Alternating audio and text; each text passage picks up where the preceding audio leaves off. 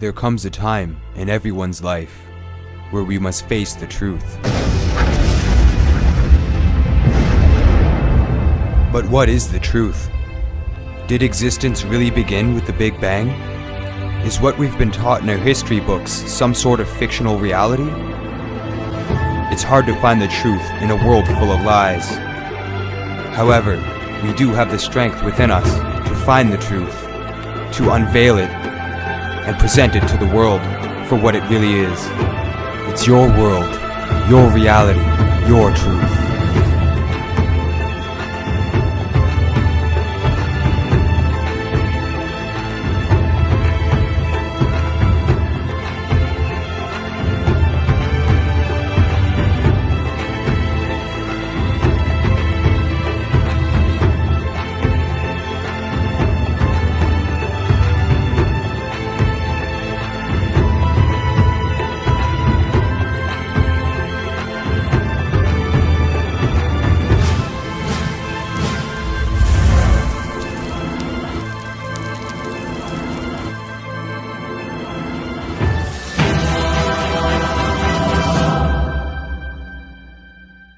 Greetings everybody, welcome to Unveiling the Truth. I'm your host Mark Howitt, and today's date is April the 19th.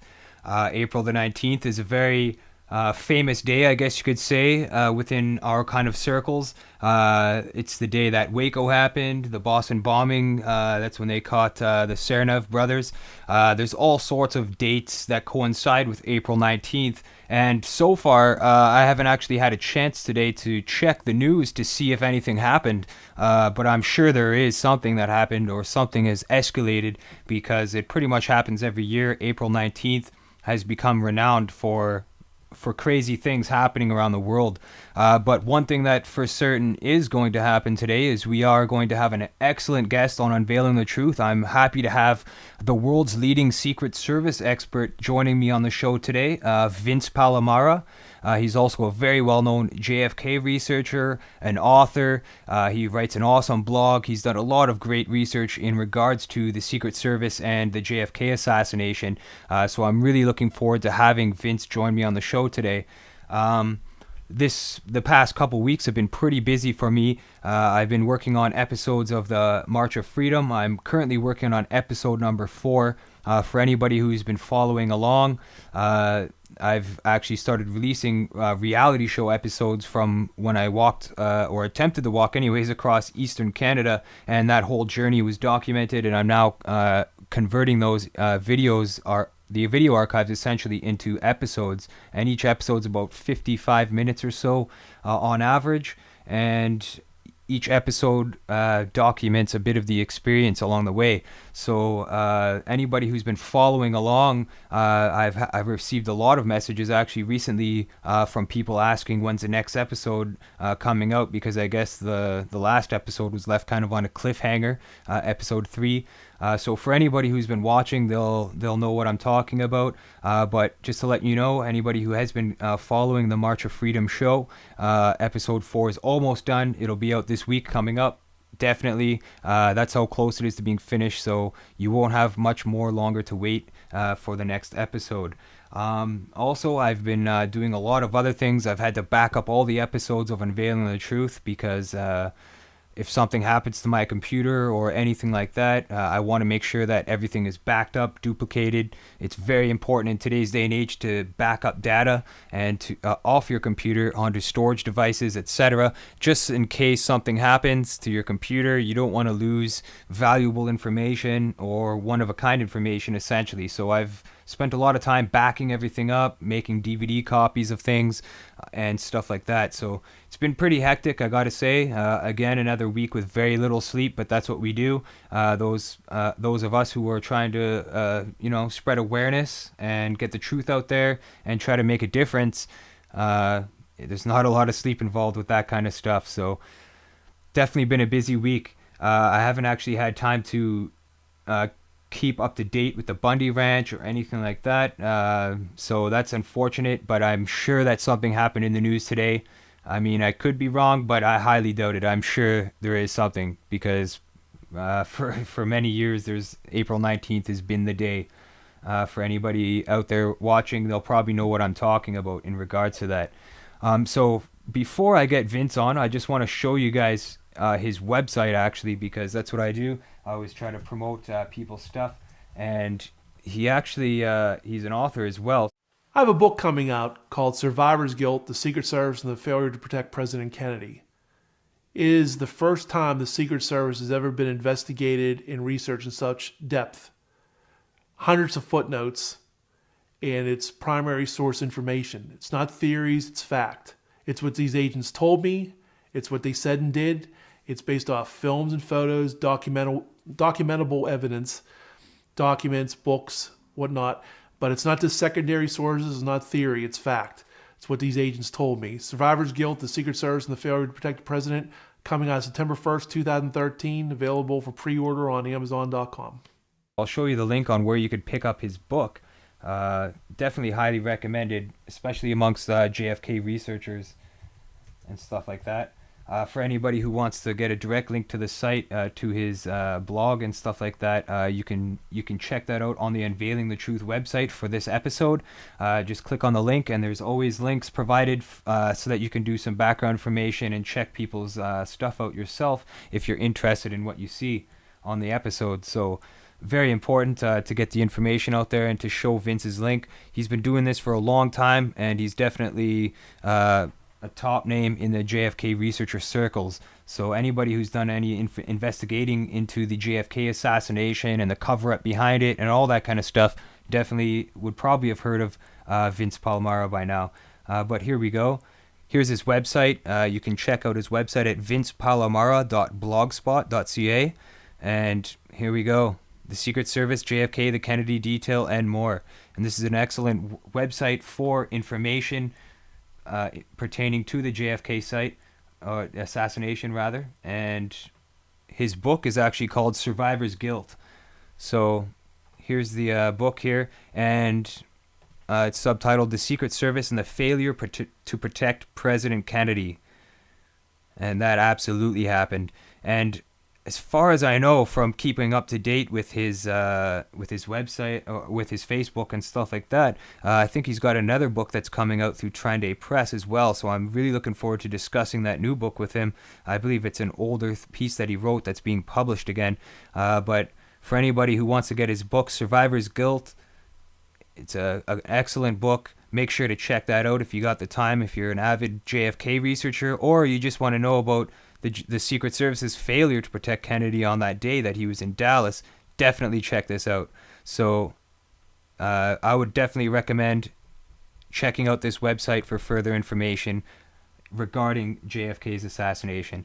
And anybody who's been tuning into the show for a while now, we also had a guest on, Judith Very Baker. That was an awesome interview. She exposed a lot of information to the listeners about the assassination, Lee Harvey Oswald, and her role in the whole cancer research thing.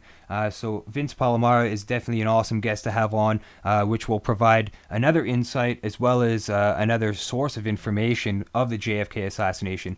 I've been studying JFK's assassination for a while now, and I've even created my own film about the matter. A lot of people know that I've been into researching this for many years, and I'm very passionate about this. I have lots of books. I've read into it a lot, and I mean, the evidence is there for anybody who wants to find out about what really happened on that day in Dallas, and as well as the cover-up that followed, because that's equally as important, is the cover-up that followed in behind it.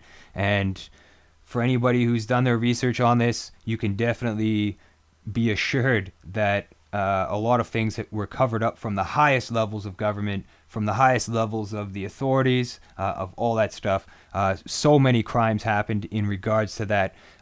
You've got contempt, you've got people lying through their teeth, you've got people bending the legal system, you've got assassinations of witnesses, you've got all these things that happened. And in my personal opinion, I would say that the JFK assassination is easily one of the largest conspiracies of our time. Definitely. 9/11 is also a large conspiracy in my opinion, but JFK definitely set the bar. I mean, anybody who was alive during that era. I definitely wasn't, by the way, but even my mother, I don't think was. So that would be my grandparents, essentially, that were alive during that time. That was a turning point in history right there. When the head of state, when a president can be murdered and a cover-up of that size ensues, that changes history right there. And that's why I think the JFK assassination is so important to discuss. And I've had people tell me, this happened years ago, why don't you just ignore it, let it go, you can't do anything about it, you can't change the past. You hear things like this all the time. And I'm telling you, it's pretty sad that people would actually say that, especially in regards to the scope of things here.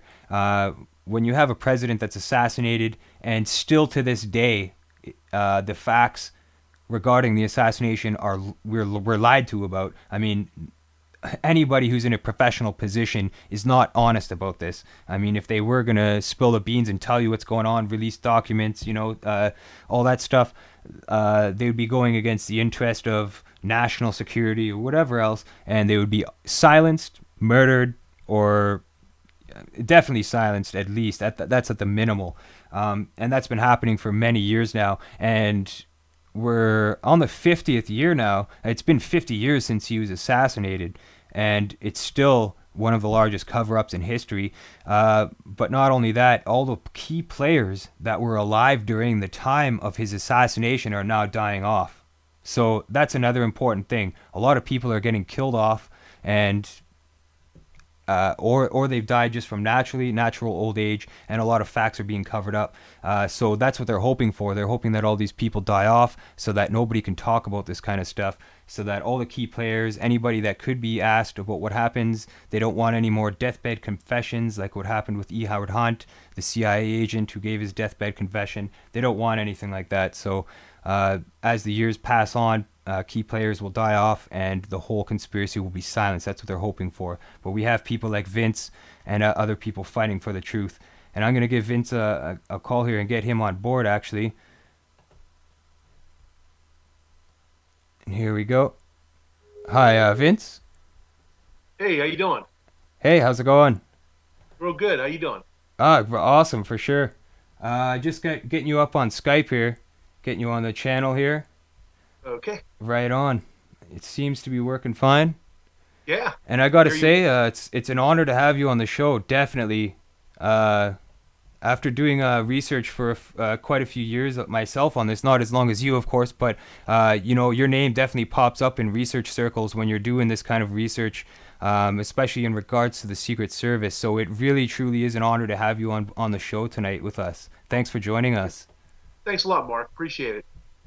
And I'm just going to get you on screen here. There we go. There he is, everybody. Vince Palamara. Welcome to Unveiling the Truth. So you're the author of Survivor's Guilt, which is a very well-known book. And I think I read on your Facebook status that you're putting out another book. Yes, I am. It's going to be called JFK from Parkland to Bethesda. It's the Ultimate Kennedy Assassination Compendium.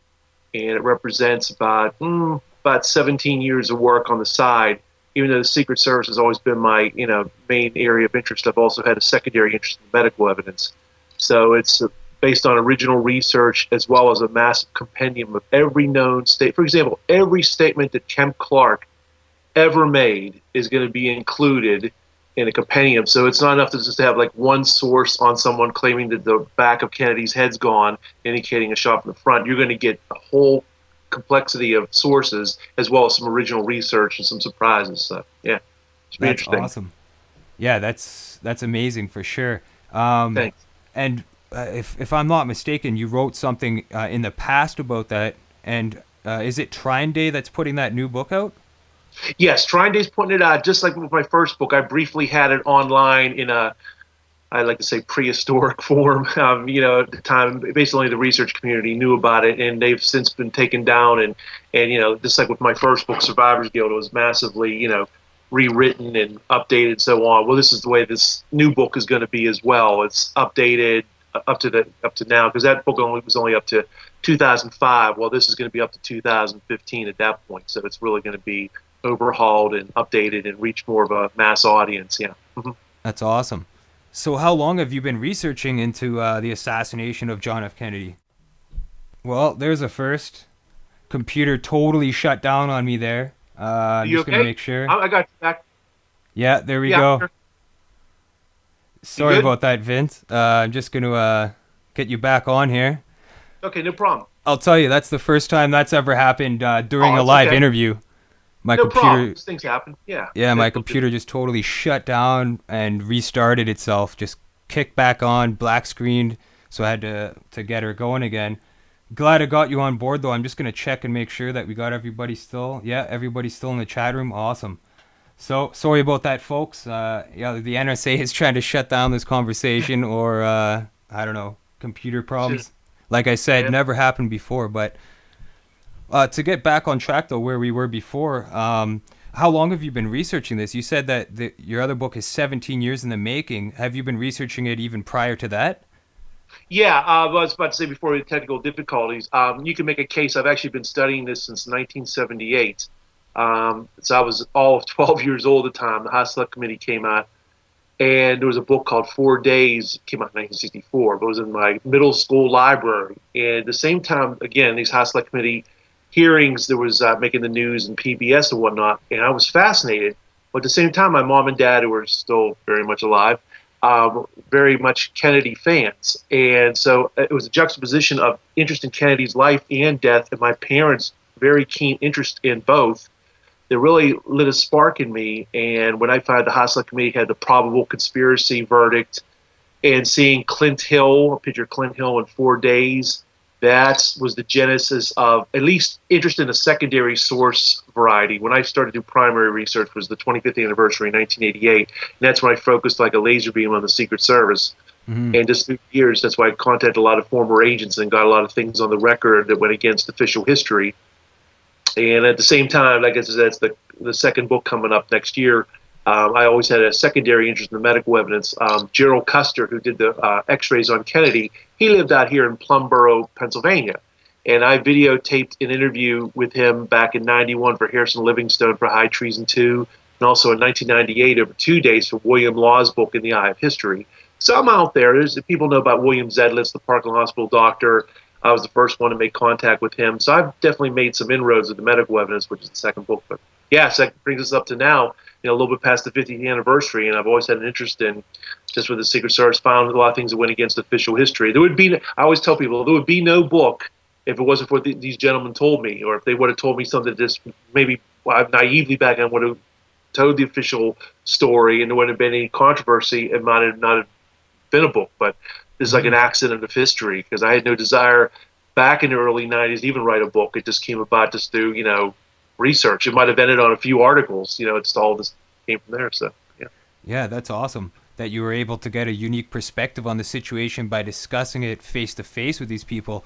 And from what I've been able to research about you, you've interviewed the most Secret Service agents out of anybody else in the world. Is that correct?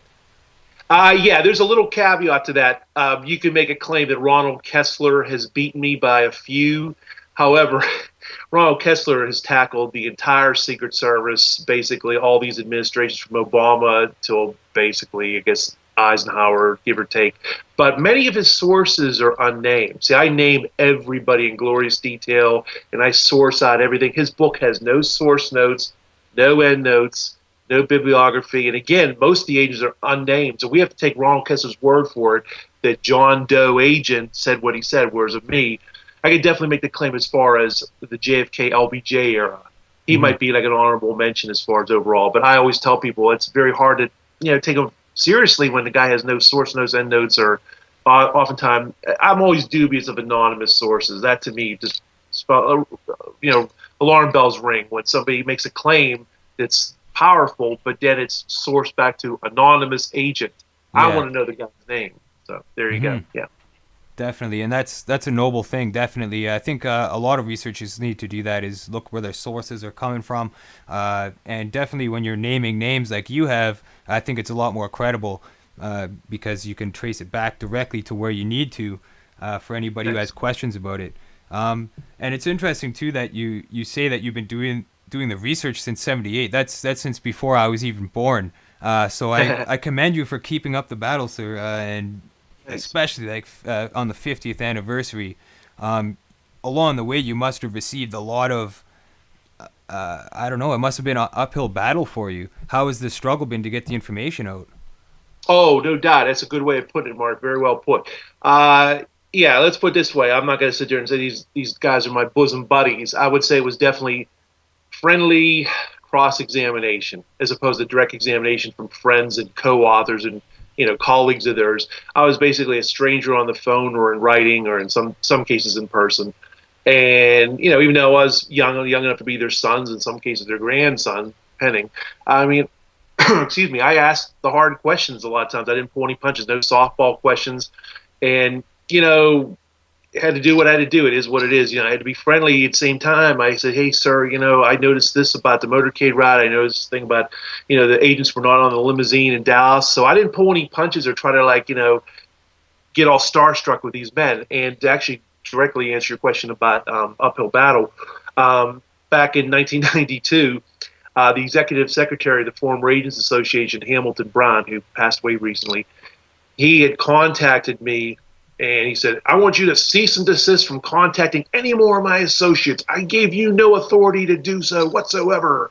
And he also contacted my father at the time. I don't know why, I was living my own, but he contacted my dad. Just to make sure I got the message. Well, after a 24-hour period, I started contacting these gentlemen again, and they told me who died and made him boss. It's a free country. But the point was, it was a shot across the bow. Another shot across the bow was in 2009 to 2010. Gerald Blaine, a former agent of the Kennedy Detail, came out with a book of the same name, The Kennedy Detail. But before his book came out, he was much aware of me because I spoke to him a couple times on the phone and wrote to him and whatnot. Well, he had his attorney send me basically a threatening letter saying that, Gerald's book's coming out, and we get the impression from your blogs you're trying to insinuate you're his co-author. Nothing could be further from the truth, and please cease and desist, using the same kind of language, from making any more derogatory comments. And it was just left as that. But in the meantime, I wrote back and said, sir, all due respect, I'm not trying to say I'm the co-author. I just advertised he has an upcoming book. Anybody with an IQ over 10 would see, oh, I was just advertising the guy's book like I've done many other times. Mm-hmm. Usually for the better, sometimes for the worse. But again, I think it was a shot across the bow. They were trying to put a little scare in me, like, oh my gosh, maybe I better not contact these guys anymore because they're mad and they don't want me to do anything. And again, I can't stress this enough. It's always the sequence of events. This was before my book was published by Trying Day. So up to that point, it was like they probably just thought I was a fly in the ointment, some young kid, whatever. He's online, he's got these blogs and YouTube channel, but we can control him. Gerald's book's coming out, and that'll be the final word in the Secret Service. Well, lo and behold, they were very much surprised, to put it mildly, that I actually had a book come out. It did fairly well. It's still selling, and definitely has created an alternative universe of truth to what they have espoused, and we can get into that. Definitely the nuts and bolts of what should have happened, what didn't happen, what you're espousing. So yeah, that's awesome. I'm looking forward to that. And yeah, like, I've heard of this before. Even there's a book called Mortal Error. I'm sure you're aware of that. And I mean, I don't subscribe to what that book is saying myself personally. I know a lot of people out there do, and I think a documentary film was made about that book, saying that one of the Secret Service agents, I believe it was, mischarged the rifle and shot Kennedy in the back of the head. It was all an accident and stuff. What's your opinion on that book and what that prescribes? Yeah, well, I actually have a kind of a unique perspective on that, because when Howard Donahue passed away in 1999, he was basically the author of that book. Bonar Mettinger wrote it for him, but it was, all intents and purposes, was Howard Donahue. Just Howard Donahue wasn't a writer. Mm-hmm. And I spoke to the gentleman a couple times. Very nice gentleman. There's why nothing's ever black and white. Some people can be nice. Their theories are wrong or whatnot, or they can come from a different angle. And I told him, I said, basically, you do know, Mr. Donahue, that there's a film out there, the Bronson film. His name's Charles Bronson, no relation to the actor, but Charles Bronson happened to be a spectator. Said, in this film, it shows George Hickey, and he doesn't fire the weapon, he doesn't get up, and then we can go into all the witnesses that never claimed this, happened, and split-second timing and all that. And he was befuddled on the phone with me. He was like, "Whoa, St. Lawrence Press, they authorized my book. They looked at that film, and they didn't think there was any credibility to it whatsoever." And I'm saying, "Well, sir, it is what it is. This film came out. I mean, we can sit there and say, hypothetically, devil's advocate, oh, these agents are covering up for George Hickey and whatnot. But when you get down to it, it's just not true. But here's the good thing. That's why I never throw the baby out with the bathwater. Because this theory, even though George Hickey did not shoot the president, just like Bill Greer, the driver, did not shoot the president, there's something really good that came out of Mortal Error. And what it is it shows that Lee Harvey Oswald did not fire the fatal shot. It's just that Howard Donahue could not wrap his mind around the fact that it could have been a shooter from the grassy knoll or somewhere else or a conspiracy. So he tried to make it out to be a benign accident. And that was his way out. And that's what he did. But when you look at the ballistics evidence in his book, it's very sound.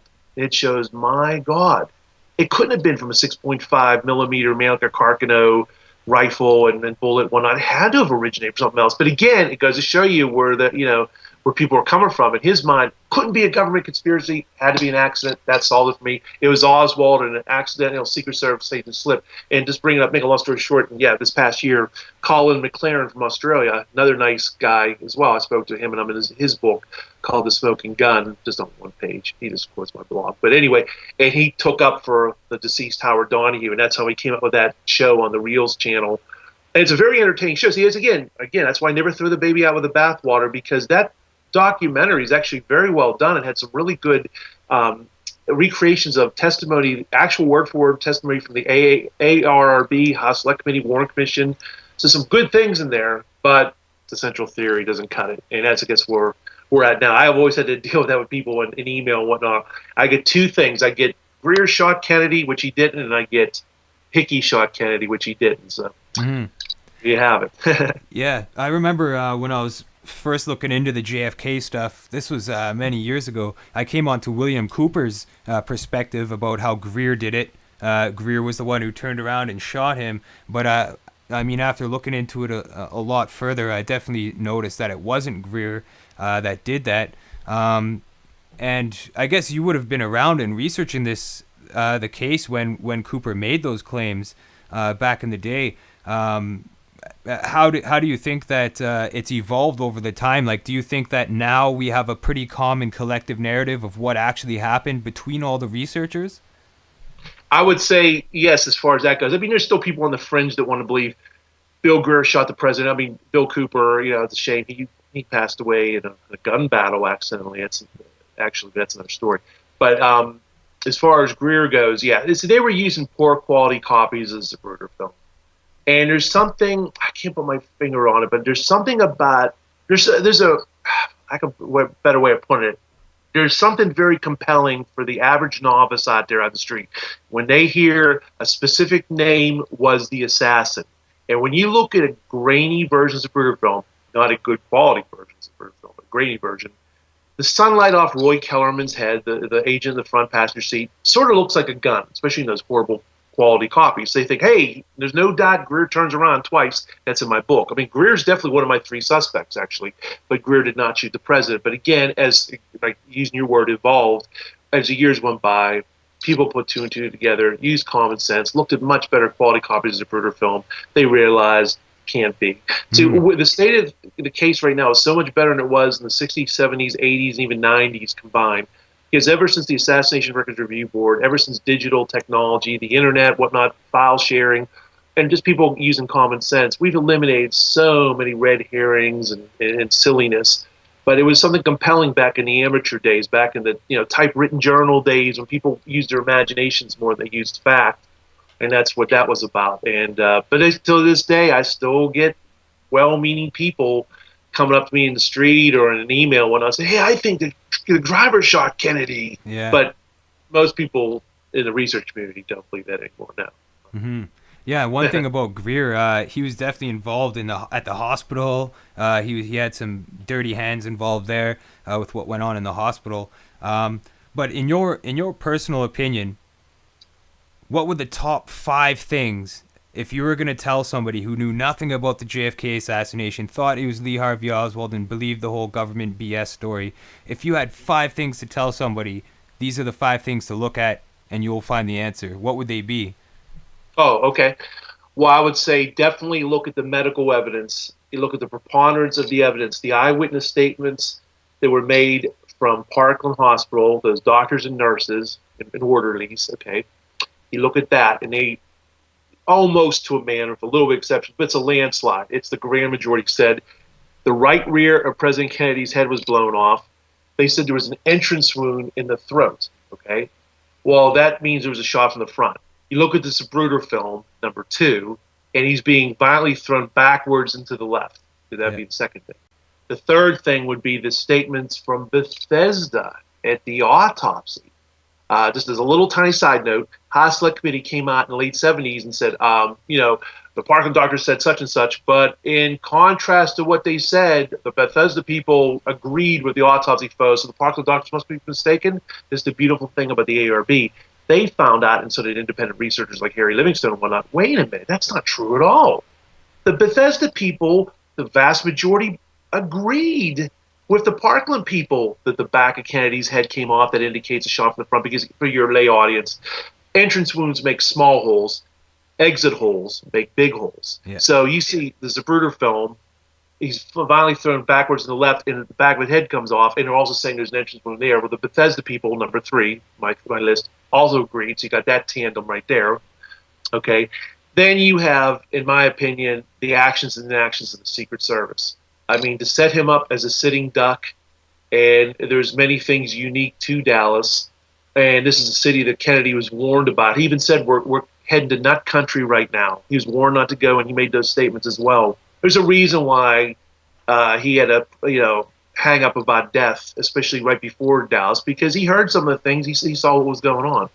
And I think there's many other things. You can read Jim Douglas's JFK and Unspeakable, Doug Horn's book Inside the ARB, and other books. But I'd say another thing would definitely be just Kennedy's whole look at dismantling the CIA as the institution they were at the time, his looking to pull back out of Vietnam. It certainly would not have been the ground war LBJ was looking at, and so forth. His basically his battle, so to speak, with the military-industrial complex. It just strange credulity that a man in a building, Oswald, acted totally alone and shot a man in a car, and then a couple days later, a total lone nut shoots him. That would probably be number 5 or number 6, Ruby shooting Oswald. We're supposed to believe there's 2 lone nuts, there's no conspiracy, it's time to get a life, and there's nothing to it. But when you look at the ballistic evidence, the medical evidence, the films, the statements. Oh, that's like not to get past 5, but just one more thing.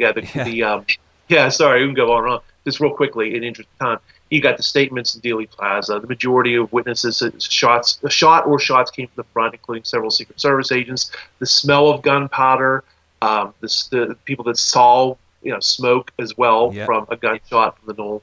So there you have it. Yeah. Yeah, there's definitely a long, stinky list of things that people can look into to find the truth about this matter, and that's why this case is such a rabbit hole. And I find it completely unreal that living in our day and age today with information and just how we've evolved and stuff, I guess, that it's still being covered up in the highest corridors of government and the intelligence communities. There's still a cover-up going on even to this day. Why do you think that is? Do you think it's national security reasons, or? I think it's partly that, and it's also, I think it's national security, but I think the real reason is they do not want America to be looked upon as a banana republic. That would be just devastating. Yes, it's 50 years later, and it's post 9/11. We're in the 21st century. But I'm telling you right now, for the government and to a lesser extent the media to admit, wow, there was a conspiracy, this is a banana republic, would be devastating. It's bad enough that the economy of the United States is in bad shape and we're in the land of terrorism and whatnot. But to have that kind of label, that scarlet letter on America, that, wow, there was a coup d'etat, and the 9 presidents, most of them at least, afterwards were, frauds. It never would have happened. At the very least, even the benign people, the so-called good people, and let judgment out there of who those presidents were of the 9 after JFK, well, none of them probably ever would have sought would have been president if it wasn't for Kennedy's death. So it was this tremendous chain of events. And then you got Vietnam and so forth. But again, that's the big picture. And it's also vested interest from the media. Now, you saw that more than any other anniversary. This 50th anniversary was awful. I mean, really, of all the anniversaries that I am aware of, since the mid-late 70s, a lot of other anniversaries were very well, as far as a balance of reporting, a lot of pro-conspiracy. And also, to be fair, there's the lone nut did it side too. But This one was 95% or more. Oswald did it, get a life, it's time to move on. It was terrible, to the point we even had people that were saying things before were changing their tune, Clint Hill being one of them. For years and years and years, he said the back of the right rear Kennedy's head's gone, and there was a wound deep in Kennedy's shoulder, down below the, obviously he didn't say this part, but it could have been exit from the neck. Mm-hmm. But he doesn't realize the totality of that. So he's basically, his message now is that, oh, come on, it was Oswald, that's all there is to it. Mm-hmm. And so, again, people have a vested interest to move on, because it makes them look bad if it's anything more than the official story. So that's where we're at. But we're definitely winning the battle with the public opinion polls, and winning the battle in the publishing world and on the internet. But so that's where we're at now. And if you want to, Mark, I'll be glad to go into nuts and bolts about the Secret Service performance. Yeah, and definitely. Yeah, definitely. One theory that I have, I guess you could say, and I don't even think it's a theory, I think it's pretty legitimate to say this, is that they're also waiting, they don't want to admit it or anything, because they're waiting for all the key players to die off from old age, from accidents, whatever they're going to go through. The list is getting shorter and shorter of people that were around that could testify or hold any credible evidence in a court of law, that could blow the whistle on their deathbed like E. Howard Hunt did, stuff like that.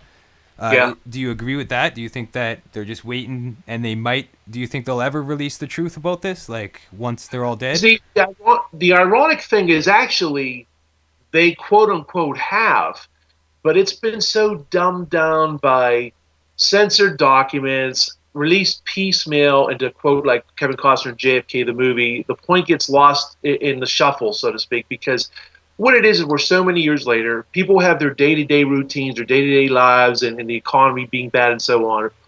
They might believe there's a conspiracy, but they don't want to know it. So when there's this very compelling evidence that's been leaked out through the years, especially in the last 10, 15 years of evidence of the conspiracy in the Kennedy case, people just don't want to make that connection from believing to knowing. So as far as the government goes, they don't see the harm in it either, because they realize that we're in a state of confusion. We're in a state of the world now where it's safe, that they won. We're not going to bring Kennedy back. Kennedy's dead. Most of these people, like you said, are dead. And, there's books out there that have a lot of truth in them now, too. And it never would have been released back in days of old, just because publishers would have touched of a 10-foot pole and the state of the world. And you still had Governor Connolly alive. You still had Jackie Kennedy still alive. You still had JFK Jr. still alive. But now, with the passing of time, we're to the 21st century and past 9/11, I'll be honest with you, I think it's not even so much a fear factor on the government side, and to a lesser extent the media. It's more just the fact that they realize that, like quoting Alan Dulles, people in this country don't read. Other than researchers and people like that, people with vested interest and whatnot, there's a lot of people that might see a Yahoo article, for example. Oh, compelling evidence of conspiracy in the Kennedy case. Then they'll think, oh, that's interesting. By the way, who are the Cowboys playing tonight? See what I mean? It's kind of like that's the world we live in now. Short sound bites, short attention spans. Everybody's like stuck to their iPhone and stuck to their own little world, and which is understandable to a point. So, yeah, it's definitely through attrition he's been passing on, but it's good. I tell you what, I'm just telling you right now, if it wasn't for my book and some of the things that I came out with, JFK would have been branded as the blame the victim thing, would have totally fell on him. I think most people would just believe it. Wow, Kennedy, he had a rendezvous with death, and he definitely had it coming, because this guy didn't want these men to do what they were supposed to do, and there you have it. But luckily there's people, not just to my own horn like me, but many other people that are doing great work out there on various avenues of the case, and they're making sure that it's not going to die an untimely death. And even right now, it's over 150 some years later, we're still talking about the Lincoln conspiracy, and so on. There's definitely the struggle continues, but we're definitely making inroads. Let's put it that way. Yeah, I think the shadow government is becoming more of a shadow, and it's becoming more something that's in the public's eye almost. And I'm noticing too a lot more interest in looking into conspiracies, because people want to know the truth, and it's starting to come around, where it's going to be cool to be educated. It's going to be cool to be knowledgeable. And that's I think is important.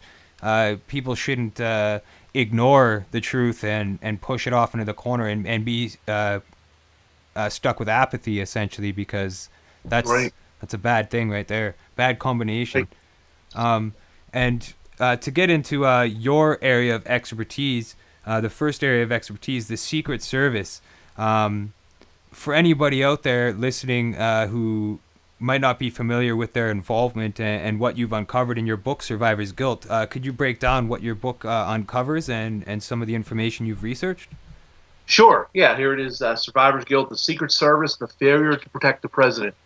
And what I've always said at lectures and whatnot is that Oswald or no Oswald, conspiracy or no conspiracy, if these gentlemen, these Secret Service agents, would have did their normal professional jobs, Kennedy lives. So we're not even talking about a conspiracy, or at least a successful conspiracy. It would have been at most an attempt on his life that would have been like the Ronald Reagan assassination attempt, or the attempt on Truman, and attempts on Gerald Ford. He would have lived, and then if there was a conspiracy and whatnot, would go from there. But by these gentlemen, and not just from 2014 standards, strictly from 1961 and 1963 standards, it's just deplorable. They left Kennedy a sitting duck, and that's basically what this book is about. And again, it came about by accident. What I mean by that is that everybody in the research community who's an author, researcher, probably has one date or one thing in their mind that was the catalyst, the genesis of the research. To me, it was September 27th, 1992. Up to that time, I was weary of the Secret Service in general, I should say, and a couple agents in particular, like Bill Greer, the driver of the car, for slowing it down and whatnot. But I didn't have anything really, really hard evidence of anything other than maybe just suspicion and negligence and so on and so forth. Well, on September 27th, 1992, I spoke to the #1 agent of JFK's White House detail. That's Gerald Bain, B-E-H-N, in relation to Gerald Blaine, the Kennedy detail book. And I spoke to the gentleman 3 times on that date, off and on, and I asked him, and again, this is one main accident of history. After that point, even though I was suspicious, I tended to believe some of the pablum that JFK didn't want the agents on the back of the car, didn't want the motorcycles beside him, didn't want the bubble top, he wanted the trademark, etc., etc. So I ran it by him, matter of fact, with Gerald Bain. I said, yeah, I understand, President Kennedy, he didn't want the agents on the back of the car and whatnot in Dallas, and he cut me off and said, I don't remember Kennedy ever saying anything about not having the agents on the back of the car. If you look at the newsreels, you'll see agents on there from time to time. And then before I could catch my breath, he brought up the trip to Berlin in June of '63. And I found there was many other trips as well that had the agents on or near the back of the car. And for the lay audience out there, what that means is the agents would have been on or near the rear of the car, and the shooting begins, especially if the shots came only from the rear, if you believe the official story. They would have had a chance to block a shot or shots, and Kennedy would have just been injured or maybe not even shot at all. And there's much more to it than that. But that event right there just shook me to the core. I had a hard time continuing the interview when he told me that, because I just could not believe he's telling me. It's the #1 agent. I mean, He was lucid. And when he's telling me this, I'm like, wow, this is amazing. But as I collected my thoughts and tried to be a devil's advocate, I said to myself, okay, this is powerful, but still one guy out there, even though he's the #1 agent. Somebody could say, man, it's some old guy, senile, whatnot, but he wasn't. But you gotta take it like that. So I ended up. It was the genesis of me contacting his associates. I was very inspired. And keep in mind, this is before the internet kicked in. This is the old legwork of newspaper archives and mortuary with articles about their deaths and so on, and networking. And one after another, it's like these guys were reading cue cards to a total stranger on the phone. They lived in different parts of the country. They didn't know I was going to be calling. They weren't comparing notes. And either in writing, I also got this writing in on tape on several occasions. They all said the same thing. JFK was a very nice man, never interfere with their actions at all. That word never was used over and over. And he did not order the agents off the back of the car, whether in Tampa, in Dallas, or anywhere else. So it gets us back around that, wow, the Secret Service officially blamed President Kennedy for their lack of presence in Dallas. So it looks pretty bad that they're blaming the victim after the fact. He can't speak, he's dead. And they're blaming him, and it's turned out not to be true by their own mouths. And wow. And again, that was in fact, the detailed chapter 1 of my book goes into gory detail of what every agent, White House detail, and so on said. And I call it a landslide of truth. What I also uncovered was, again, I had 3 major suspects of the Secret Service. I'll just name them. We'll go into Floyd Boring, Emory Roberts, and the aforementioned Bill Greer, the driver of the limousine. And it's not this paranoid. The Secret Service as an institution, it's a great institution. They, as an agency, didn't wish Kennedy harm. All it is a few bad apples spoil the bunch. Everyone else is just following orders, and then you get into negligence and benign actions and inactions. But these three gentlemen I named were really the genesis of everything, because when the orders come from the top down to do things and not do certain things, well, that had a net effect in Dallas. And chapter 1 was a big thing about that, because I spoke like Art Godfrey was one of the shift leaders of the White House detail, Sam Kinney, the driver of the fall car. I mean, men who actually in Dallas, and I named names, produced the evidence. I mean, I have a lot of audio tapes on YouTube. I have my materials donated to the National Archives. On my blogs, I have the actual letters. So unlike Ron Kessler and people like that, Phantom Anonymous people, you could say, wow, Sam Kinney on March 5th, 1994 told Vince Palamara, and I can hear it from my own self, wow. Kennedy never ordered them to do anything. Wow. And then you go from there. And that's what I got. And if you want, Mark, in the interest of time, I can also go into a little synopsis of what normally happened on trips, a little tally of what normally happened definitely. on. We compare in Dallas. Okay. And you did bring up your YouTube account. I want to let people know listening to the show right now to check out Vince Palamara on YouTube. He's got his own YouTube channel, and sure enough, exactly what he just said, you will find recordings of him speaking to Secret Service agents, as well as him going through letters that he received from agents, all sorts of really critical evidence in this. So he's speaking a very good case here. He's got all the evidence to back it up on his YouTube channel. So subscribe to his channel and check out those videos for sure. Yeah, I appreciate it, Mark. Thanks. Yeah, okay, so I'll go just for your audience. And again, I can't stress this enough. I am not looking at the Secret Service's actions and actions through 2014 lenses. I'm looking strictly at their procedures in place in 61 to 63. Mm-hmm. And there's very good reasons why the presidents from McKinley, well, actually, TR, because they were enacted. The Secret Service became the official bodyguards of the president after the McKinley assassination. But from TR, Teddy Roosevelt, through and including JFK before his assassination, there's a very good reason why all those presidents survived under the Secret Service watch, because they were doing their normal efficient job. And what that entailed, and again, is a tally for everybody to compare to Dallas. Agents often, not always, we'll get into this, but agents were often on or near the rear of JFK's limousines or motorcades. Normally had agents or police or the military guarding building rooftops. You heard that right, guarding building rooftops. Before I continue this tally real quick, if I just say some of my major discoveries in the course of research of this book, this was one of them. Because I, for many years, did believe, even past 1992, I believed that while that definitely was a security precaution that was invoked after Dallas as a reaction to the tragedy. When I searched newspaper archives, many of which, sampling is exposed in the book, reproduced in the book, as well as interviews with top agents like Michael Trina, who wrote the Secret Service manual. He's telling me that was a standard procedure before Dallas, before the Kennedy assassination. They guarded building rooftops. That's what everybody keep that in mind. There was normally many flanking motorcycles, 4 to 6 right beside JFK, as well as many outriders before, during, and after the presidential limousine. You usually had a detective or a police car or both, after the president's Secret Service follow car. You had the military lining the street facing the crowd. You had the police lining the street and facing the crowd, not doing what they did in Dallas. The few that were there were facing the limousine, which is meaningless. Any security officers are just facing the limousine or spectators. It's meaningless. What's happening behind their eyeballs is what they have to be looking at. So that's the bottom line. Normally, a military aide rode in the front seat of the limousine between the driver and the agent in charge. The good speed of procession, usually 25 to 50 miles an hour. Now, closer to the 25, I understand, but that's still more than double what the speed was on Elm Street. Usually, the overpasses were clear of spectators. Usually had at least one ambulance on standby in case of emergency. Sometimes, again, this is really surprising during my research, I got documentation galore on this, actually thousands of footnotes and whatnot, that helicopters were sometimes used along the route to police the route. This happened in Chicago earlier in the year, 63, March of 63. This happened in Nashville, Tennessee, and this happened in San Antonio, Texas, the day before the assassination. Helicopter was used. In fact, as a little aside, in the 50th anniversary documentary on National Geographic, JFK, The Final Hours, there's actual film footage, beautiful film footage taken from that police helicopter of the motorcade route as it proceeded. There you go.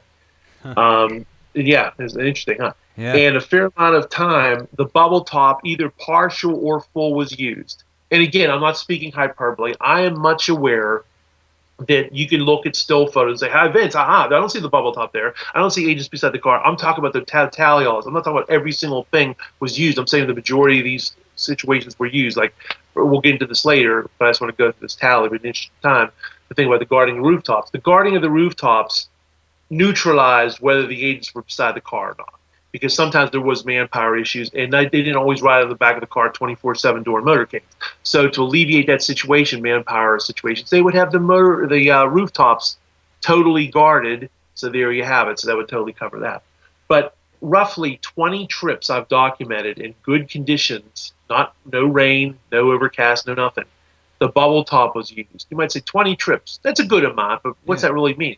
Well, that's roughly a third of President Kennedy's motorcades. Keep in mind, he was only in office 61 to 63. There's only a finite number of motorcades. President Kennedy didn't have a motorcade every day and every week. He actually usually only had a smattering of motorcades here and there. It was, just depending on his schedule and whatnot. And we all know about the European trip in '63 and so on.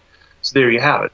And what that means is, even though the bubble top was not bulletproof, many of the agents I spoke to, and I go into this in chapter 3, believed the bubble top was a deterrent because it would have deflected a bullet, and many people believed it was bulletproof. And what it might sound silly, but the psychological deterrent is very powerful, because would a potential assassin or assassins even shot at Kennedy if they would have said, "Ooh, abort, abort, he's got the bubble top on." There you have it. Yeah, and it would Now, cloud their vision and make it harder for yes, them to get a headshot, a fatality shot. So yeah, yes, definitely. the sun's glare, the metal stirrups, just the fact that plexiglass. If a twig can allegedly make the bullet go like this, I think Yeah. a quarter-inch plexiglass at the very least would have done some damage. And again, you don't have to take my word for it. You don't have to take Vince Palamara's word on anything. These agents documented are all saying, many of them said, "Oh yeah, would have deflected a bullet, no doubt." So there you Yeah. have it. The special agent in charge or his immediate assistant were normally on trips, while a third stringer was making his first major trip on his own. That was Roy Kellerman. Give everybody an analogy. That'd be like going to the Super Bowl and having your third stringer off the bench start the game instead of Tom Brady, the number one guy. There you have it. The president's physician, Dr. Berkeley, was normally close by. There was good intelligence on the trip, meaning that they had good threat knowledge and they would neutralize threats by watching crazy people or maybe uncovering some sort of plot. For example, they had 6 pages of threats to Kennedy's life when it goes to Tampa. Allegedly, there's nothing in Dallas. We'll get into that. Normally, there's a flatbed truck of still in motion photographers in front of Kennedy's limousine. In fact, there was even times there was a live television feed of the motorcade ride itself. We wouldn't need Abrams, Bruder, Orville, Nixon, all these amateurs. We would have had professional, beautiful quality, still in motion photographers, film, video, black and white video, and whatnot. And that was canceled at the last minute. We'll get into all these cancellations. Press buses were normally close behind the limousine, and getting to near the end of this tally here, a good motorcade ride, no excessive slow turns, a complete check of that motorcade ride, the buildings and turns and whatnot. Sheriff's Department and the police assistants in good number. It's not just a hyperbole to say police. There's the Sheriff's Department, and there's the local police, and again, like I mentioned earlier, the military. So there you have it. All these things are a mosaic of security that normally happened on Kennedy's trips before Dallas, including the earlier part of the Texas trip. San Antonio, military intelligence. 40 members of the military intelligence unit were guarding the motorcade route in San Antonio. And again, I talked about the helicopter. And buildings were normally guarded. So that's what I mean. Sometimes people, you're always going to get detractors and dissenters. And every once in a while, I'll get somebody to go, "Aha, Vince, I got this still photo from this trip. I don't see agents on the back of a limousine. Explain yourself, sir." And I'll say, "Well, I'll explain myself easy. You either have part of the trip where the agents were in relief mode, they were on the back of the car, and so, okay, why were they in relief mode? Hey, assassin could have shot them. Explain yourself." Well, I'll explain myself, because they were going at very fast speed, which you cannot appreciate in a still photo, and the buildings were guarded. I'll give you a classic example. People look at the Ireland trip and the Hawaii trip, and again, this is a very small majority of, minority, I should say, of detractors will say, "Hey, I see, boy, Ireland, he looks like a sitting duck." Well, he looks like a sitting duck if you're looking at a still picture. You see the actual motorcade footage, they're going at a fast clip, and I have this documented in the book and actually on my blog. Police snipers were guarding the rooftops, because even in friendly Ireland, there were threats, plural, to Kennedy's life. They were guarding those rooftops. That's why you cannot go by the fallacy of a still photo or two. Hawaii. People look at this famous. It's actually turned into a postcard of the JFK's motorcade ride. It's one famous still. Well, I have actual films and photographs of the agents running or being on the back of the car. But people just saw one little salami slice of time, and they go, aha. But again, I'm not trying to say, to clarify everything, I'm not trying to say every single trip the agents were on the back of the car, the bubble top was there, this, that, and the other. But I'm saying a fair amount of these security procedures were in use, including, especially, the building rooftops being guarded. When I say the building rooftops being guarded, get further clarification from people out there. I'm not talking about every single building. I am talking about multi-story building rooftops were guarded, because the single dwelling, like that, just the level, the one-story buildings, they normally were going at a faster clip by them, like in suburban areas and whatnot. Classic example in Tampa, Florida, and I got this from several sources, including, ironically, Gerald Bland, the Kennedy detail, his final survey report. It said in the downtown areas, the sheriff's department guarded all rooftops along the motorcade route. I spoke to a couple of the Tampa police officers, well into their 70s right now. They said, oh, yeah, and all the multi-story buildings, we had the rooftops guarded. So I started to say, well, wait a minute, what about in the single dwellings? Oh, we didn't have to worry about the single dwellings, sir, because we had the police and military facing those buildings, and we were going at a faster clip. And again, harken back what I mentioned earlier, Chief Inspector Michael Torina, he's one of the brass of the Secret Service. He wrote the Secret Service manual, and he came out, he was a contributed to a book that was actually for young adults. It was called What Would a Secret Service Agent Do? It's from 1962, the year before Kennedy's death. There's a passage in there that was amazing to me. It's a long out-of-print book, and I quote it in the book. I actually have a picture of the excerpt in question in my book. And it says on rooftops, or during all parades of the president, police or military or agents guard the rooftops. And that just spoke volumes in and of itself. I took the extra. I contacted Michael Trina. I want to make sure. Wow, that's amazing. Not just DC, not just during inaugurals. And he didn't want to go into any details. He just basically said, what's in that book, Stan? I contributed that. I'm not going to elaborate. I'm not going to confirm or deny. What you have in that book is true or otherwise. I wouldn't have contributed that. And I certainly would not put that in the hands of the public if that was not true. So there you have it. Then I have newspaper clips in Milwaukee, newspaper clippings where the police said they had to guard the building rooftops. Nashville, Tennessee, they guarded the rooftops until the procession passed. And it's incredible, and that's why I wrote the book. It is Mark. If there was no evidence, there'd be no book. And again, most people believe JFK had a rendezvous of death, and that's why I had to dispel that notion. So we'll go into more specifics. I just want to give people a thumbnail sketch. Yeah, and like one of the videos that first got me looking into JFK's assassination wasn't just the Zapruder film and the obvious direction of his head after the impact, but also the video of the Secret Service agents. Somebody's yelling something from the back of Kennedy's car. He's like, pointing to this agent, and the agent's, shrugging his shoulders going, what are you telling me to do? They're told to stand down. And that blew my mind when I saw that. That just totally opened it right up for me. Anybody watching, check out that video. There's a video plain as day showing that. That was my discovery too, Mark. That was my discovery, point blank.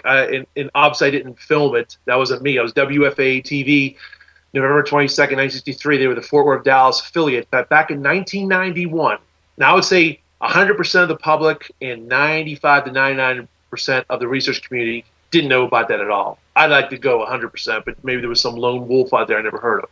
For all intents and purposes, people weren't aware of it. 1991, I got like 16 hours of footage, raw footage of WFAA, again, local Dallas affiliate. And they showed, because it was only in the local, it wasn't shown nationally, it was just showed locally, the Love Field departure, Love Field building, the airport in Dallas.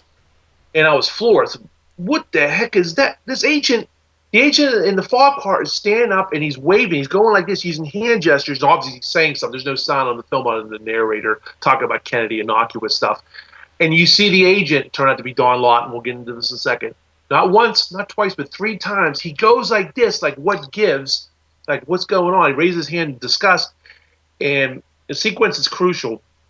The agents in that car, the other agents in the car, look at him. No one's smiling. Okay, no one's reacting in mirth or like he's pulling a joke, okay? And the bottom line about that is there was a little confusion, some of it generated by myself inadvertently. I misidentified the agent as someone else. What turns out, and not to confuse your audience, I'll explain it briefly, I was actually right when I thought I was wrong. And what I mean by that is there were actually 2 agents recalled at Love Field, and this is the confusion we had at the time.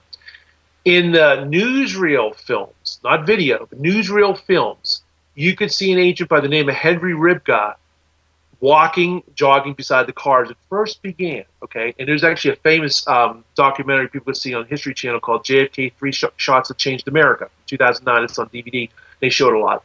And you'll see an agent there. It's unmistakably this agent Henry Ribga. I have the photographs of the gentleman, no doubt, 100%, not even 99%. It's him, okay? He looks totally different from Donald Lawton. And by his own report, by his own admission, he jogged beside the car. That was the genesis of all the problems of identification. So Henry Ribga is jogging beside the car, and then you don't see him anymore when the video begins. They begin when they show Kennedy and Jackie kind of just going, I guess, waving to the crowd. You don't see Henry Ribga anymore because off camera, only in the newsreel picture's eyes, he stops. Don Lawton picks up where he left off, and it's Don Lawton who is actually recalled in the vision of that video, and it's Emory Roberts, one of my 3 suspects, the shift leader of that fall car. He was the commander of those agents, and he rises up his seat and goes like this and makes gestures from the cease and desist. And there's been some sort of attempt to make that out to be some sort of benign, no big deal. Doesn't wash. It's ridiculous. I explore this in the book. Clint Hill came out on C-SPAN and said that, he was saying, I'm going to lunch, guys. Have a good trip. Not only is that insulting to my intelligence and yours. That's what he said? Yeah, it's ridiculous. If you try to sync that up with the actions of the video and try to sit there and go, I'm going to lunch, guys, have a nice trip, it doesn't make sense. Not just his lips, but his actions. It would be like trying to tell me, the Rodney King beating in 1991, he loved it. He was saying, more, hit me more, hit me more. It's just ridiculous. But that's what they were trying to do. Because they realized that me, and this isn't delusions of grandeur. I work for a living. I'm not sitting here trying to make myself any more than what I am. I'm an amateur out there who discovered things, and I wrote a book because I had to let the world know these things. And they realized this kid had this blog, meaning me. They didn't realize I had a book at the time. And they had to squelch this. They read my book on my blog at the time. They knew I had some things. One of the things they had to squelch is this thing, because this looks very bad. In fact, that video looks so bad, they did not include the video in the Kennedy Detail documentary. They had a cartoon put up instead of the video and didn't say anything about it because they know how bad that looks. Ironically, the documentary that debuted the hour before the Kennedy Detail documentary had it and blamed the Secret Service, said that he raised his hand several times in disgust. And I had nothing to do with that documentary, but it just shows the ironic, the contradiction there. But again, that video came out this 1991, pure happenstance. There's several other discoveries or accidents of history during that early 90s time period. That was one of them. And in fact, in 2003 on the History Channel, I showed that video again. And for your audience out there, what that shows is we're supposed to believe, okay, Kennedy's going to be killed in about, 45 minutes from now. And on no other trip will you ever see this, that an agent's recalled at Love Field or at any airport, and he raised his hand. I've not seen any other video of an agent told to cease and desist. It doesn't exist in paperwork, doesn't exist in recall and books and films and video, only at Love Field, okay? And this same agent, Henry Roberts, who did that, who recalled both agents, Henry Ribga and Don Lawton, when the shooting begins, he orders the men not to move. And I got that from Sam Kinney, who was the driver of the FOB car, a foot away from Emory Roberts. Why would Sam Kinney make that up? Why would he lie about that? And John Reddy, the agent who was about to move, Emory Roberts recalled him from moving because Clint Hill, and again, I don't want to cast aspersions. I don't want to go into a big harangue about this, but Clint Hill was actually much later getting into the car to make this last second stuff. He got there when the headshot was over and done with. Jackie's already on the back of the car, climbing back into the car, and Clint Hill gets there. He was one of the 9 agents that drank the night before, by the way. This false hero stuff. People love heroes like they did Jessica in the Iraq War. We all love our heroes, and it was a good smokescreen, too. The nobility, the honor of the Secret Service. Meantime, they let the guy die. Clint Hill was one of the guys that drinking the night before. Back in Cartagena, Colombia, 2 years ago, these guys were fired, and they were raked through the coals for it.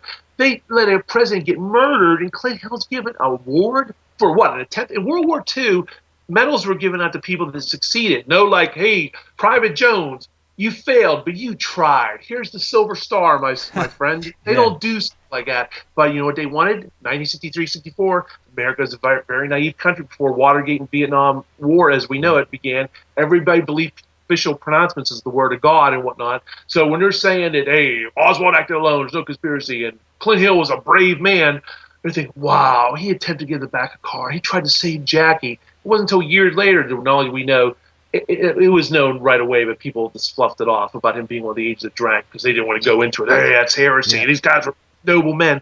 But when they realized, wait a minute, when you do the actual study, you look at the Alkins photo, the black and white, famous black and white photo of in front of the car, and he has his sunglasses. I think a lot of these guys were hungover, so sunglasses. Yeah. Look at that. But Yeah. he's looking right at Kennedy. Kennedy's like this. He's already receiving the shot or shots.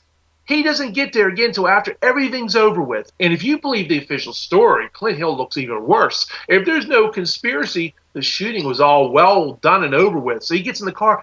Jackie gets in and out of her own volition. They never even touch. So, again, it's an award for an attempt. But there you go. But it's the smokescreen. Because there's an evil associated with Hoover. There's an evil associated with CIA. Yeah. But the Secret Service, those are the good guys. They're the bodyguards. Come on. How dare you, Vince? How dare you? So that's what you have to overcome, this mental block a lot of people sometimes have. And again, I'm not casting aspersion on the agency. I'm talking about a few select people, and that's the success of the assassination. So it's a long-winded answer, Mark. Sorry about that. But there you go. no problem. I think it's awesome that you're explaining this. I mean, you're totally blowing me away with what you're explaining because you're going into details that even I wasn't aware of.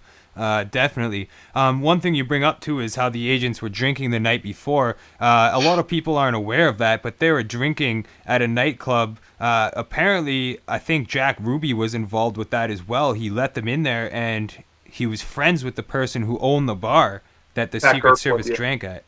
Seller. Yeah, and go into glorious detail.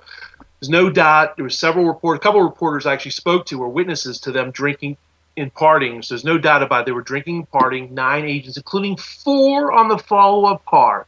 Jack Reddy, the aforementioned Clint Hill, Glenn Bennett, and Paul Landis. And here's the other thing. Not only the drinking and whatnot, sleep deprivation. These guys had to report to duty between 7 and 8 a.m. They were out between 3 and 5 in the morning.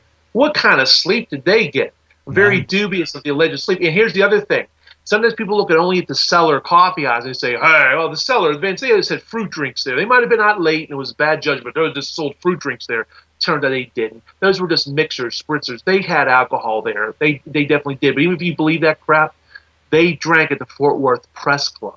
So even if they didn't have hard liquor at the cellar, they had hard liquor at the Fort Worth Press Club. There's no doubt about it. Again, I have a couple reporters in my book who say it matter-of-factly. And by the way, they think Oswald acted alone, but they were witnesses to it. Yeah, they were drinking, carrying on. I wouldn't doubt for a second they were inebriated. There's more evidence of the fact in my book that this was not an isolated incident.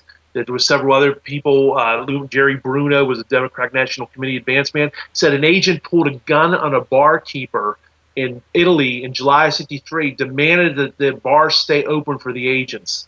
We know Abraham Bolden, a former Secret Service agent, saw partying and carrying on galore. And again, the outrage and the indignation 2 years ago, Cartagena, Colombia, and I reproduce it in my book. Clint Hill, it's quoted in my book, it's from CNN. He's sitting there saying, yeah, there's no loose chain. You're on duty for the whole time. How dare these men do this? Yet he lost a president. A president's head was blown off because this fraud. Yeah, Clint Hill, you're a fraud. Come get me. Yeah, what it is it's a false hero. This makes me so mad. People are so gullible. He's coming out with these books now. He has 2 books, 3 if you include Kennedy Detail. He contributed to and wrote the board. He's making millions. And again, it's free enterprise. God bless him if he wants to make money.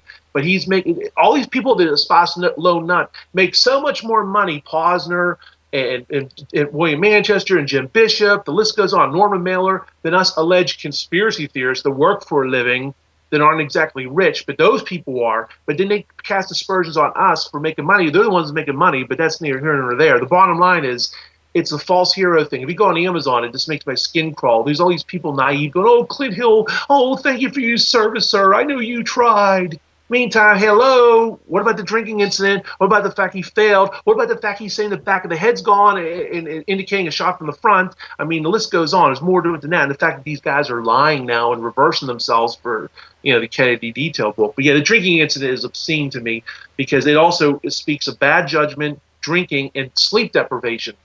These men are supposed to guard the president, okay? They live and die on their reflexes. If you look at the video, I should say, of the attempt on Reagan's life, March 30th, 1981, all they had is agile minds and fleetness of foot.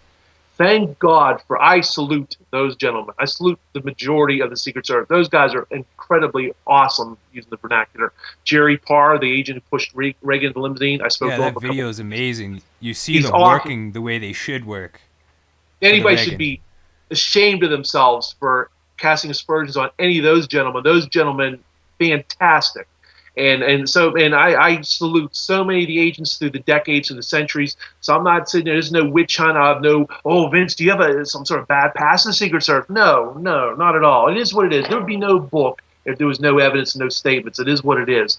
And that's what it boils down to. And I'm just so outraged because the thing I'm outraged the most is that Kennedy was killed. The second thing I'm most outraged about is the fact that he blamed the victim. They even tried to blame him for slowing down the car. Bill Greer, the driver of the limousine, was all remorseful after it happened. He's quoted William Manchester interviewed Bill Greer and Jacqueline Kennedy, and there's no doubt about this. He also interviewed Kenny O'Donnell and Dave Powers. And Bill Greer said, oh my God, I didn't mean to do it. If only I would have seen it in time. If only I would have swerved and everything. And Kenny O'Donnell, Dave Powers were also witnesses to his grief and remorse. In fact, Dave Powers said on CBS, again, this is all in the book, said that, there's no doubt that Bill Greer, paraphrasing, it bears the brunt of the blame of what happened because if he would have hit the gas, Kennedy lives. Yeah. However, we get to the morgue that night, Mark, just a few hours later, he's changing his tune. And he's saying that, he didn't see Kennedy anymore. He no longer seen Kennedy, when the shooting began. Now he's saying there's several times we were instructed by the president to slow down, leaving the inference that, Kennedy told him to slow down. That's why they slowed down. Okay, Roy Kellerman's telling the FBI the advanced security arrangements in Dallas were the most stringent and thorough ever invoked for the president on a trip. It's obscene. If anything, it was the worst. And how dare him say something so outrageously terrible? Yeah, and wasn't it Greer as well at the hospital that forced the doctor to allow them to leave with Kennedy's body so they could switch it in the plane? Well, yeah, it's Roy Kellerman and Bill Greer and a gaggle of their comrade. Definitely, Roy Kellerman bears a little bit more of the brunt there, but Bill Greer does bear responsibility for withholding the president's clothing and some of his effects, which were very critical part of the mosaic of the medical evidence, because they would have showed, my God, JFK was hit in the back, not in the back of the neck. He was hit way down here. And look at the shirt and the jacket match, but they didn't get to see it because Greer withheld that. Why is here's another thing too. Bill Greer is the only agent who stuck to JFK's body like glue from the time of the shooting to and including Bethesda. No other agent. Roy Kellerman comes close, but it's Bill Greer. And the chicanery that may indeed have happened on Air Force One up to including Bethesda, I definitely believe in that based on things David Lifton, Doug Horn, even to a lesser extent Harry Livingstone and I have uncovered. But there's no doubt. Bill Greer is the thing about my book. This is why you can't throw the baby out of the bathwater. There's no truth whatsoever Bill Greer shot the president, but he's one of my suspects. You might say, why? Well, because when the shooting began, he looks back at Kennedy. He doesn't speed up. He slows down. Yeah. Roy Kellerman turns to him and says, we've been hit. Get out of line. He disobeys a direct order and turns back around, staring at Kennedy for a second time, only after the fatal shot makes this horrible mark as he turned back around. He denied all this to the Warren Commission. When I spoke to his son, because Bill Greer passed away in 1985, I spoke to his son in 1991. It's his only living flesh because his wife passed away. He never had any other sons or daughters but Richard. And I'm a total stranger on the phone. And starts out my chapter on Greer in the book, chapter 8. I said, what did your father think of Kennedy? He said nothing to me. And we'd go on to some other innocuous questions. He's all happy to answer them. I go back to him and said, sir, what did your father think of President Kennedy? He said, well, we're Methodists and JFK was Catholic. And I discovered, and then I got into that more after I got to the shock of that, another shocking moment on the phone. I realized later on in research that Bill Greer was born and raised in County Tyrone, Ireland, and only come to this country at the age of 19. As we know, for generations, the Protestants and the Catholics have been warring factions. And then we know that Greer was a chauffeur for Henry Cabot Lodge, Kennedy's two-time bitter political rival, later his ambassador to Saigon. He was much aware of Joe Kennedy Sr.'s alleged bootlegging and all the Kennedy dark secrets. So rather than tell a stranger on the phone, he loved Kennedy and Kennedy loved him, to say something like that, to say nothing at first, it'd be like if, Mark, you asked me a question, I just went silent on you and say, hey, Vince, what's your problem? And you came back to it and I give you a cryptic comment like that. Yeah. That looms large about what did not have happened in Dallas. Even people like Gerald Posner and Vince Bugliosi say Greer bears a heavy responsibility for the president's death. They just believe Oswald acted alone. But Roy Kellerman, in a footnote buried in Death of a President, again, I called attention to this. No one else ever picked up on this. Roy Kellerman says, yeah, Greer then looked back in the car. Maybe he didn't believe me. Jackie Kennedy told several people that the driver might as well have been Maud Shaw, who was the Kennedy children's British fat nanny, and so on. So the list goes on. So that's totally. You're absolutely right about that. In the Zapruder film, you can clearly see Greer driving, and he slows the car. He turns around at first, slows the car down, like to ensure like he's in a slow zone so that the bullets can hit him. And then he looks back again. And that second look is what did it for me. It was almost like he was looking back to confirm that he was dead. And as soon as Kennedy was killed, okay, let's get out of here. He's dead. Job's done. Let's go. That's exactly what it looks like on the Zapruder film. I mean, I go into the book. It's a big chapter, chapter 8, all about Greer, nothing but Greer. And not only his connection to the magic bullet, the clothing, the archive, all his statements about the medical evidence are very telling and compelling, but also the fact that he lied about seeing Kennedy. He lies about getting on the radio microphone. Then he later on says, I was never on the radio microphone. At first, he has all this remorse, which washes away in a couple hours. Because then he tells the FBI, well, there's been times I've been told by the president to slow down. Again, planting the seed early on. The Kennedy's body's not even cold yet. Blaming the victim. And that's what came about. Again, very naive country. The Warren Report comes out. And, hey, it looks like Kennedy had it coming here. So I'm reading the Warren Report, and it's saying that the president didn't want them on the back of the car. Okay, well, we don't have to look at the Secret Service anymore. We'll look at Oswald or the FBI and the CIA. Well, it turned out to be a big fat lie. Yeah. So again, that's what it comes down to. So, yeah, absolutely. And one thing I wanted to ask you as well here is about the medical evidence, because you do have a new book coming out about the medical evidence, and in my opinion, that's definitely one of the key points people need to focus on. Not only the eyewitness reports, the smell of the gunpowder, the impossible velocity of the bullets, and the CIA's involvement with Oswald, you name it, the list goes on with this. But the medical evidence is like the holy grail almost when it comes to this, because that's forensic evidence that would normally get used in a court of law, stick, and then we'd have case solved, but not with JFK's assassination. Could you explain some of the most key points, I guess you could say, in your research that you've uncovered about the medical evidence? Oh, sure. I could tell you a huge one right off the top of my head here is, no pun intended, actually. I talk about 1991, discovering that video of the Love Field, recall the agent. Well, the same year, same batch of video footage, Dr. Robert Shaw, who was Governor Connolly's main surgeon, he's telling the world, multi-million, actually billions of people on TV, for the whole world to hear, he's telling the reporters that the bullet, later on we know as the magic bullet, is still in the governor's leg. It has not been removed yet. And he reiterates, the bullet has not been removed yet, and newspapers picked it up. I document this, and again, the video's on my YouTube channel. It's incredible. It's not semantics about a fragment.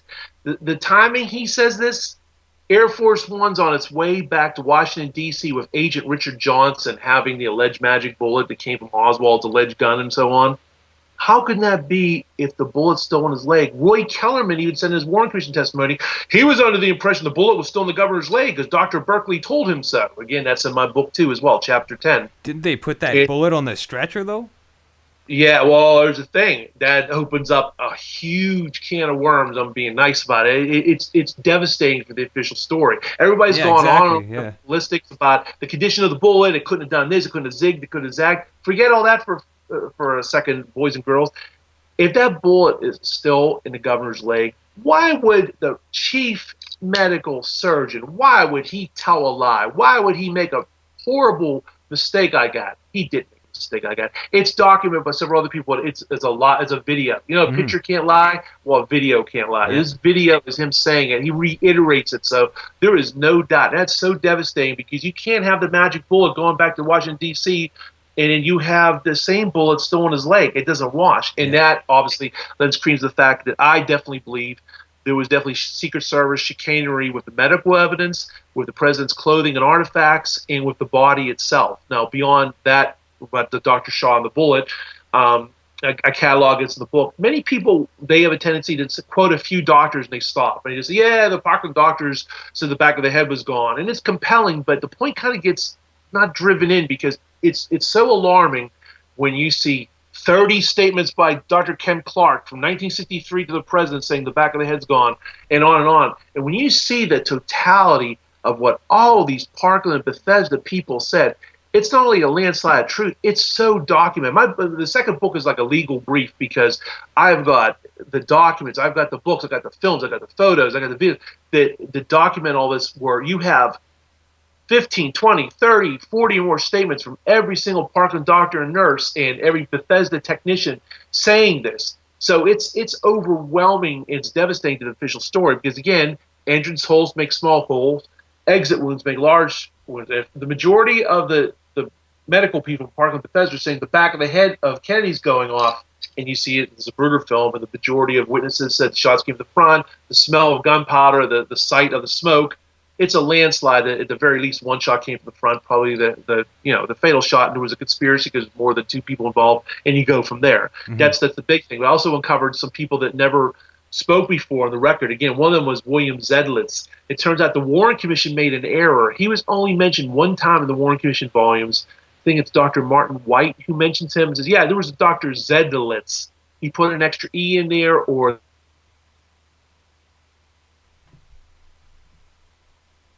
but no one ever confirmed. No one ever spoke to him. I contacted him in 1998 for the first time. This was before the JFK Lancer conference where he spoke a couple years later because of me. And he said, yeah, no one ever contacted me before. I was unaware of the typo in the Warren Commission volumes. Thank you for notifying me. I said, well, sir, what did you see? And he put it in writing.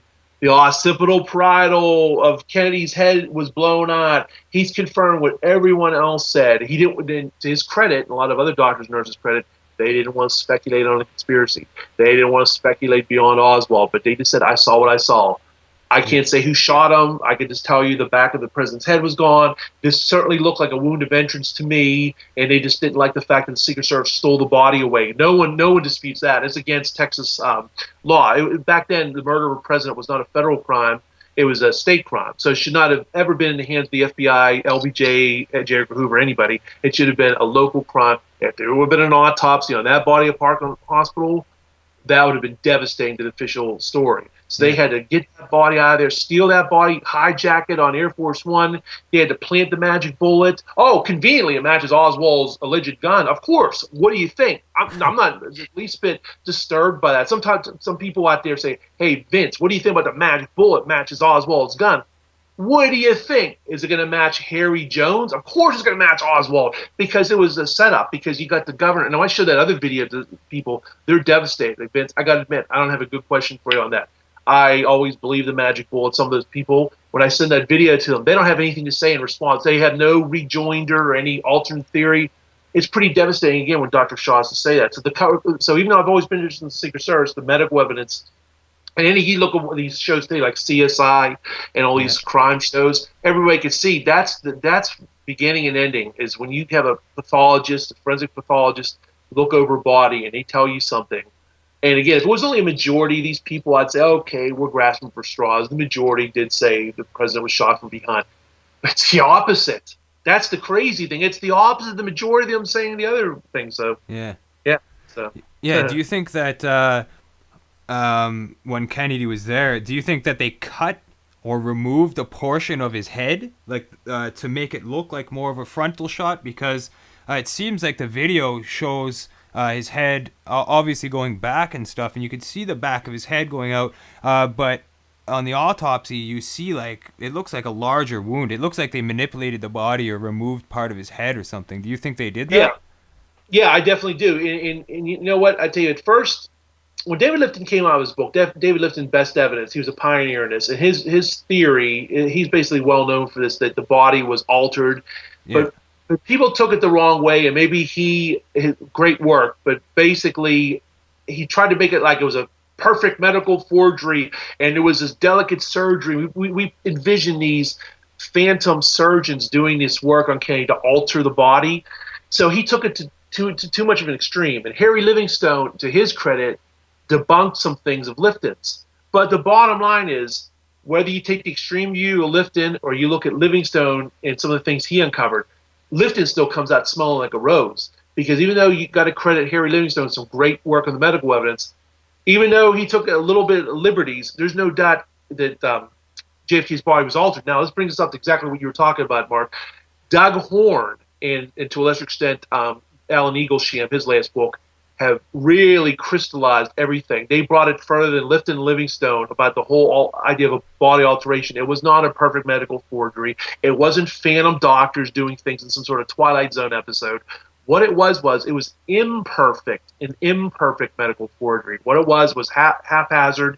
It was stealing the body off Air Force One, but not actually stealing off the body in Dallas. What it was put it in the luggage cargo somewhere like that. And it was an amateur effort, okay, to steal the body. Then it was a bloody amateur effort to basically make that wound larger, make it more ambiguous, to hide some evidence, to go for fragments. I mean, you have the small trach and the wound of entrance. They're all saying it's a wound of entrance. The small trach. Malcolm Perry did tremendous work. He never would have made this horrible gouge of what we see in the autopsy photos. And witnesses in this horrible, horrible fillet on the president. Not even on the Bowery bomb would he do it, let alone the president. Okay. Then you say it's like an egg-sized hole in the back of Kennedy's head. Now it's still occipital. Even James Humes, the official autopsy report, and the other two signed off on it, said the occipital, the back of the head was gone, but they say it was more encompassing parietal and temporal. So it's huge. It's ambiguous. And why was it ambiguous? It was made ambiguous on purpose, but it was also the net effect of them digging for fragments, digging for things, taking things out. So it achieved two things in a very amateur, slipshod, haphazard way. They were looking for fragments, and they were looking to make it so when the official autopsy began, oh, okay, well, boy, we're going to say he was shot from behind, and this evidence is going to be so ambiguous. No one's going to see these photos for years anyway, and it's going to be under lock and key, and so you got to take our word for it. We got these medical illustrations that are not accurate. If you look at the H.A. Ryberg said that they were just based on verbal descriptions, and everybody on both sides of the argument saying, oh, they were not genuine at all, but it confused everybody because it's showing, wait a minute, it looks like the wounds did come from the back, but they didn't. And so to answer your question succinctly, for a change, I should say, because I'm going on these harangues, I apologize for that. What it boils down to is it's no longer David Lifton, although David Lifton gets the most credit for this. He did tremendous work. It wasn't a perfect medical forgery, and Harry Livingstone tried, but he failed to debunk Lifton. Where Doug Horn has done dramatic work. I recommend everybody to get the 5-volume series Inside the ARB on this, and Alan Eaglesham's last book too. And they crystallized it. What they say it was Dr. Humes. You want an actual person did it? It was Dr. Humes. I think it was no doubt in my mind it was Dr. Humes. It was certain preliminary examinations were done. The FBI was led astray. The honor guard was led astray. And while all that chicanery was going on, they're into anteroom because supposedly photos and x-rays had to be taken. That's when manipulations were done. Then the formal incisions began. Later on, the Y incisions. Then we got the official photography. But then we got all these stories about other photos taken that showed the back of the head to be gone, or they showed the body to be too clean. And what that all is, my second book's going to clarify a lot of this on the medical evidence. Again, it's not phantoms and goals. It was James Humes. And he did this, and I think he did this under orders. He was a military guy following military orders of national security reasons. They did not want us to look like a banana republic, and he's just a lowly person in the military. He's following orders, and there's many people speculating about Curtis LeMay. He might have actually been there at the autopsy. We'll go into that. But what it boils down to is they did not want – America in 1963 couldn't handle, they don't say you can't handle the truth. They could not have handled a conspiracy in 1963. It was devastating enough for Kennedy's head to be blown off. To find out, oh my God, Lyndon Johnson is a pirate flag on the White House. We can't deal with that. It has to be a crazy guy. Oh, here comes Beatlemania in February '64. Take our mind off it. Oh, it's Oswald, get a life, and there you go. Yeah, for sure. And one person in the chat room, I'm just going to get this question here because they were asking like who you think was directing this whole thing. Who do you think was directing the Secret Service and kind of foreseeing this from happening? Yeah, it's actually a little embarrassing in a way because I'm actually online friends with relatives of this agent. Floyd Boring is one of my 3 suspects. I name names. No gobbles and no phantoms on the grassy knoll, folks. I actually name names and produce evidence. My 3 suspects in the Secret Service are Floyd Boring, Emory Roberts and Bill Greer, no matter how uncomfortable that is. And quick thumbnail synopsis, you might say, who are these agents, Vince? What's that mean to me? Floyd Boring was the planner of the Texas trip from the Secret Service standpoint. He is the gentleman that told the agents not to ride in the back of the car. It was later blamed on Kennedy. Turned out not to be true. Floyd Boring, to his credit or his eternal damnation, take your pick, even told me President Kennedy was a very nice man. Never interfered with our actions at all. Never ordered us off the back car. I read him the quote attributed to him in William Manchester's book, Death of the President. He never spoke to William Manchester. If you look at the source notes, oh my God, there is no sourced interview. Where's he getting this from? We'll get to that in a second. But the bottom line, Floyd Boring is totally responsible, because I won't get in a harangue. I'll answer directly. 3 gentlemen, nobody else, not a gaggle of people. These 3 gentlemen, planner of the Texas trip, he's responsible for so much that did not happen security-wise. Emory Roberts recalled 2 agents of Love Field, ordered the men not to move, recalled Agent John Reddy when we began to move. He delayed, I think he might have even delayed Clint Hill, to his credit, for doing what he did, at least attempting. But keep in mind, Clint Hill was a Jacqueline Kennedy First Lady agent. He was not a JFK agent, a Jacqueline Kennedy agent. He was there by her personal request, kind of a last-minute thing there, too. So no agent under JFK took any overt action to protect Kennedy in Dallas. So that's an obscene thing. So you got those 3 men. You got commander of the fog cart, Roberts. You got Bill Greer, the driver of the limousine, turning around twice, disobeying a direct order, lying about all this, having the medical evidence there at Parkland through Bethesda. And also, he's involved in the chain of possession of the magic bullet that was ostensibly found. He's involved in that. Go into Chapter 8. He's there in the emergency. He's the only agent officially stationed in the emergency room. He's there by Richard Johnson, who's the agent who, by the way, I spoke to. The gentleman passed away in 2010. And you would think that would be pretty common knowledge to say, oh, yeah, the magic bullet, yeah, I found it. What about it? Or he wouldn't say magic bullet. He'd say something else. But he was very ambiguous with me. He wouldn't confirm or deny he had the magic bullet. And, some people have said, Vince, that seems kind of interesting, but it is what it is. But the answer, it's all it takes. This takes a couple bad apples. All the other agents are following orders. You got to keep in mind, when you got the number 2 agent of the White House detail, Floyd Boring, he's second only to Gerald Bain, who, by the way, took his first full vacation in 3 years under Kennedy during that Texas trip. No doubt about it. Sam Kinney told me that, and more importantly, Gerald Blaine of the Kennedy detail and Clint Hill in his book even confirm it, even though I discovered several years before. Gerald Bain, the number 1 agent, takes his first vacation, timed with the Texas trip. How convenient. Floyd Boring, even though he's in charge of the Texas trip, he's ostensibly washing windows back in Maryland, his home Maryland. Roy Kellerman make his first major trip on his own. Again, make an analogy for people. Hey, we're going to have the Super Bowl. We're not having your starting quarterback. We're not going to have your second stringer. We're going to have that third stringer on the bench get out there and see what he can do. And Roy Kellerman was totally inept, and many people think he had something to do with the body being spirited out of Air Force One and so on and so forth. But even Roy Kellerman, even though he did say ludicrously that Kennedy supposedly said something, my God, I'm hit, or take me to a hospital, which Kennedy could never done after being shot in the throat. He also says in his that JFK appears to have been reaching to the back of his jacket. That's not seen in the film. Well, Roy Kellerman also did say there's got to be more than 3 shots, gentlemen, to the Warren Commission. He said, the House Select Committee as well. He drew a drawing. The back of it, Kennedy's head was gone. Like Greer, he didn't believe the single bullet theory. He said it was a shoulder wound. It didn't exit. Pierre Fink even confirmed the wound did not exit. So it's an ambiguity. Nothing's black and white. These guys say things that are exculpatory. They see things that are damning. They see things that go against or go towards official history and against official history. That's why you guys sift it all out. Nothing's black and white. Good guys and bad guys. Sometimes it's a little bit of a mixture. Then you got the remorse. That's why I call the book Survivor's Guilt. Because after the fact, they probably felt bad. Some of these guys were following order. They realized, oh, my God, what we did, we let Kennedy a sitting duck, but we can't. If people were wondering, okay, Vince, why would these do this? Why would these 3 guys do this? I'm having a hard time wrapping my head around this because I get this at lectures. Sometimes most people, whatever it is, maybe it's preaching the choir, I don't know, but most people seem to be pretty receptive. But I commend anybody who's a doubter and they can stand up and say, Vince, you named your suspect, and I give you credit for that, but why would they do this? Come on. And I say to them, why would they do that? Because there was a faction in America, maybe even the world, that viewed Kennedy as a communist enemy.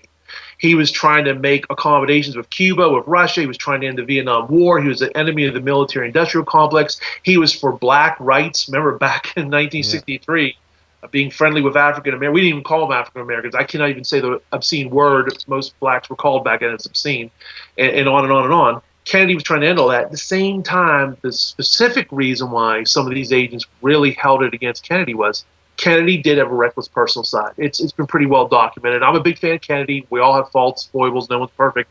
Kennedy's foible was, I think, was brought on by his steroids for his Addison's disease and whatnot. Maybe it's because he was a very good-looking guy and power is the ultimate aphrodisiac. I think what it was all these good-looking girls were throwing themselves at him. He's the leader of the free world. Why not? He's screwing around. Well, these agents, keep in mind, in this day and age, it's kind of fun, TMZ and gossip and tabloids and whatnot. But back then, America was a different world. Divorce was a dirty word, like the Scarlet Letter. Men and women came to the dinner table all dressed up. Marriage was sacred. You raised a family. There was none of this. Everything was taboo. Pornography was taboo. The list goes on. Especially being Catholic too. Yeah. Being Catholic, exactly. And so these, and this is not speculation. This isn't just good speculation. It's based on fact. Several of these agents are out in public. They're on ABC TV saying that they were angered and disgusted with Kennedy's private life. And one of them is Tim McIntyre, one of the agents on Kennedy's follow-up card. Well, it gets worse. Emory Roberts, one of my chief suspects, died in 1973. Well, Tim McIntyre is speaking for the deceased Emory Roberts on this ABC show, and he says, you're going to see Tim McIntyre first joined the details shortly before the Kennedy assassination. And Emory Roberts pulls Tim McIntyre aside and says, you're going to see a lot of stuff with the president. Keep it to yourself. Don't even tell your wife. And then Tim McIntyre said that Emory seemed very concerned about it. He talked about it a lot. And then in the same breath, he says that we were disgusted. We felt like procurers of prostitutes that went against our oath. And Tim McIntyre saying, well, what do they think about us? And he said a scandal would have come out in the second term, no doubt, if Kennedy would have lived. These are horrible and very compelling statements to make. These guys would protect Kennedy. They're disgusted with his private life. They're only a few feet away. Hey, all you got to do is sit back a couple seconds. Fatal shot made your mark. Okay, now Lyndon Johnson's in office, and I definitely think Lyndon Johnson, J. Edgar Hoover, at the very least, had foreknowledge. Yeah. Emory Roberts, he rose into the Secret Service. He became not only inspector, he did something, Mark. Emory Roberts did something no other Secret Service agent has done from 1865 to 2014. You know what that is? An apolitical appointment. He became appointment secretary to Lyndon Johnson. This has never happened before since I've talked to other agents. It's unprecedented. He not only rose to become an inspector in the Secret Service, while still a member of the Secret Service, he replaced Dave Powers and becomes appointment secretary. He's glad handing Japanese prime ministers. LBJ himself said, I got this from the LBJ library, it's in the book, Emory Roberts, he greets me every morning. He says goodbye to me every night. The exact same thing he said about Bobby Baker. Bobby Baker went to jail for LBJ. Mm-hmm. So he thought that same sentiment about, and it's contemporary newspaper accounts. The press was wondering, why was this Secret Service agent handling press questions and taking appointments? What's he doing that for? That's verboten. That's forbidden. And yet he was doing it. You talk about who benefited. Yeah, that's the thing, right? Key bono. And that's one thing with anything like this. You will notice that the people that are involved essentially are the ones who get rewarded, get promotions, get paycheck increases, all sorts of things. And not only with the JFK assassination, but you've got this happening all over the place. I mean, just look at the Watergate scandal with Frank Sturgis and Howard Hunt. They served very little prison time when they got arrested, and then they're out scot-free. And that's the way the CIA works. Any insiders like that, they're going to protect each other's butts in the legal system with the courts, all that stuff. Definitely. And we got about 15 minutes or so left on the show, and I wanted to get your opinion on a couple people that came out with information or provided perspectives on this. And the first would be, I guess, one thing I wanted to point out, I guess, also is there's a couple factions involved with the JFK assassination. There's not only the ones who are involved with the shooting and the whole physical operation side of things, but there's also the ones who were involved afterwards with the cover-up, who were involved with covering it all up, getting rid of the paper trail, et cetera, et cetera. And in regards to the team players, I guess you could say, the people that were involved physically, got their hands dirty, etc. What do you think about James Files and the people saying that he was the one on the grassy knoll who did the headshot? Nah, I'll be honest, I don't buy it. I call James, I am not in any files. Yeah. I don't believe it. To be honest with you, quite frankly, I'm extremely skeptical of James Files. In fact, James Files, ironically, he was in an episode of MSNBC's Lockup. He mentioned nothing about being a shooter on the grassy knoll. Pretty interesting, but no, I don't buy it. See, the thing about it is there a chance? Is there a remote chance he was? Possibly. And let's put it this way. And somebody said, "Well, Vince, how dare you? There's a possibility. This guy's living, breathing. We should have him under subpoena." Thing about that is, I know you can't prove a negative. I'm very skeptical. I never heard of this guy from Adam. He comes out of nowhere. I guess sometime in it was like the late '90s. So I know what's your opinion on Charles Harrison? Same thing. Charles Harrison. Here's what I think about him. He's a little more credible in one respect. He definitely shot that federal judge John Wood, and there's no doubt he put a gun to his head and under cocaine. He said I had something to do with the assassination. He's on the Men Who Killed Kennedy. I was on part 7. I think he was on part 2 or 3. And he talks about he definitely resembled the tall tramp in the one picture. But see, the thing is, those pictures came out later on in 1992 because of the Fury Over the Stone movie. And lo and behold, the 3 tramps are identified. And Charles Harrison's credit said, "This picture looks like me. These other ones weren't. No, I was not." I think what it is in one respect, it's compelling to sit there and want to know specifically who did the shooting, who the actual shooters were on the knoll in the front. I think we're actually, I hate to say it, I don't want to sound like heresy, but I think we're actually beyond that. That plays a parlor game that we're never going to get past. I guess, for lack of a better way of putting it, it's almost like fun to speculate who was the shooters, but you're never going to prove that. I think the best way to do is to do like what John Newman and other people have done with James Douglas, and hopefully what I have tried to do is take it from a documented standpoint. What can we prove to the best of from a legal standpoint, or the best we can possibly do? I don't know if you can prove anything 100%. And when you get into the nebulous things about who were the shooter, and that, it's good, fun speculation, but it doesn't go anywhere. And James Files, I'm very skeptical of. A little bit less Charles Harrison. Yeah, a lot of people don't believe the James Files thing. I mean, personally, myself, I can't prove it. I can't say, yes, he did do that headshot. He was the one who killed the president. But at the same time, you've got to, like, I've always looked into the CIA aspect on things. You've got people like Tosh Plumley, the pilot, who came out admitting some things. Edward Howard Hunt on his deathbed confession. Oh, yeah, Mark. Hey, now I got some good news for you. Now, when it comes to E. Howard Hunt's deathbed confession, so to speak, in St. John Hunt's book, which came out in Trying Day, the same label as me, yeah, I find that very compelling. So that's the good news for anybody out there. I definitely believe Cord Meyer is a suspect. I definitely believe E. Howard Hunt is a very compelling suspect. E. Howard Hunt's deathbed confession, so to speak, as it's labeled, is very compelling. What do you think about? I put the thumbs down to James Files and people like that. I put the thumbs up to that. Cord Meyer, E. Howard Hunt, David Atlee Phillips, the CIA, absolutely. rogue elements. Oh, I definitely. Maurice Bishop, the code name. Yeah. And what about Judith Very Baker? Great. I definitely think she's credible. If we would have had this conversation 10 years ago, I would have said, "Oh, she's a nut. Oh, don't believe her," or whatnot. And what happened? In fact, and it's not the first time I've done a dramatic reversal on things. I've been accused of having a very open mind. I'm the opposite of somebody who has a closed mind, and I'm wedded to a theory. I've always said in these lectures I do, Oswald or no Oswald, conspiracy or no conspiracy, my book holds up, my work holds up because the Secret Service did their job, Kennedy would have lived. Well, I actually waffled back in early 2007 for a few short months, and the whole research community knows about it. I've done my penance and my confessions. I bought into a little bit of the Vince Bugliosi thing. Don't throw anything at me. I know. Sorry about that. And what it was, because I was burnt out of the case. I'm going to answer your question directly. Sorry about Judith Baker. Just a little aside. And for a few months there, because I was burned out of the case. And I still believe there was multiple conspiracies to kill Kennedy. But I thought, well, maybe Oswald did beat them to the punch. It would be like if several teams of bank robbers were going to rob the first federal savings loan of Cincinnati. But before they could do it, a lone bank robber did it. So there were still conspiracies. Was there a conspiracy hatched? Yes, but somebody beat them to it. I thought that for a little while because I was starstruck with Vince Bugliosi, but then I kind of got a good slap in the face from some people who said, Vince, what are you thinking about it? And people like James Douglas and Doug Horn set me straight. But anyway, about Judith Baker, 10, 12 years ago, I thought she was a nut. She was a Johnny-come-lately. What evidence is there? Martin Shackelford, and he's not exactly a friend of mine. I respect him, but we're not friends, to put it mildly. He stuck his neck out and said, no, she's credible. She's credible. I've done the work.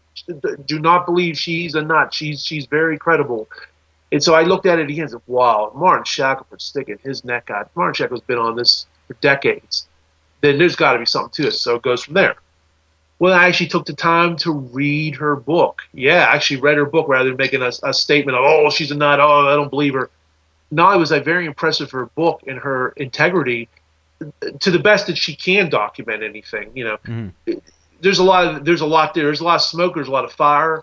So I definitely believe that she's definitely a missing cog in the wheel of the New Orleans ferry banister. Yep. And I let's put it this way: she is the best Academy Award winning actress fake. If she is, and I don't believe she is. My heart's telling me that she's legit, and I definitely think she is. But if we would have had this conversation 10, 12 years ago, I would have said something different. So Yeah, a lot I of have no. people seem to say that, and even Judith herself says that. I interviewed her on the show here, and it was an amazing interview. I think really in depth, and she even said that 10 years ago nobody believed me, but then when some of the things I was saying started to be verified with documents, paperwork, other witnesses, etc., then Yep. people start taking you more seriously. And the place that's publishing your books and Judith's book and Dr. Mary's Monkey, those are some top books, I think. Trine Day is doing an amazing job in publishing this material and getting this information out to the public. And I definitely have to give a shout out to your publisher for doing that because Delegate. awesome Day. books Yep. on there. And through my research, I came across a guy. His name is Ole Damagard, and he wrote a book called Coup d'etat in Slow Motion, and it's not published yet. And I really think that Trine Day should really look into Ole Damagard and his research and publish his book Coup d'etat in Slow Have him Motion. go. Have him submit the manuscript. Have him check it out. I would say he Yeah, definitely has. definitely. He's done an awesome amount of research. And for anybody listening who's not aware of his work, check out the interview I did with him, Ole Damagard, Coup d'etat in Slow Motion. And he did some research on an operation called Operation 40. And Operation 40, there's a Call of Duty in the game Black Ops. The first mission of the game is called Operation 40. But Operation 40 essentially was an assassination group that went around killing a bunch of world leaders, doing coups d'etats, overthrowing governments through the CIA. A lot of people that were involved with this Operation 40 were like Frank Sturgis, E. Howard Hunt, all these people. So he's definitely done a lot of collecting and naming some names. And in my personal opinion, like he's even named Cord Meyer, and the list is huge. Court. And I think that that's pretty close to who could have done this. Like, and when it Yep. comes to an operation, it definitely could have been Operation 40, part of that Black Ops group, especially with their involvement with Cuba and all the things that were going around parallel at the time of Kennedy's assassination. So Yeah, I and more. definitely recommend that Yeah, anybody. yeah. I'm sorry. I was just saying, in the interest of time, definitely have any prospective authors like that. Demigard, whatnot. Definitely contact Trine Day because that is a Yeah. very receptive audience. Nothing's guaranteed, but I would say that's a good chance that if it's something of merit, Mhm. it'll be published. They're real good, so I would definitely do that. I just want to say, in the interest of time, real quick, if we just have a few minutes left, I could tell you something for your listeners. They're pretty amazing Yeah, about Gerald absolutely. Blaine. Yeah, we have a few minutes, or Yeah. okay, just real quick.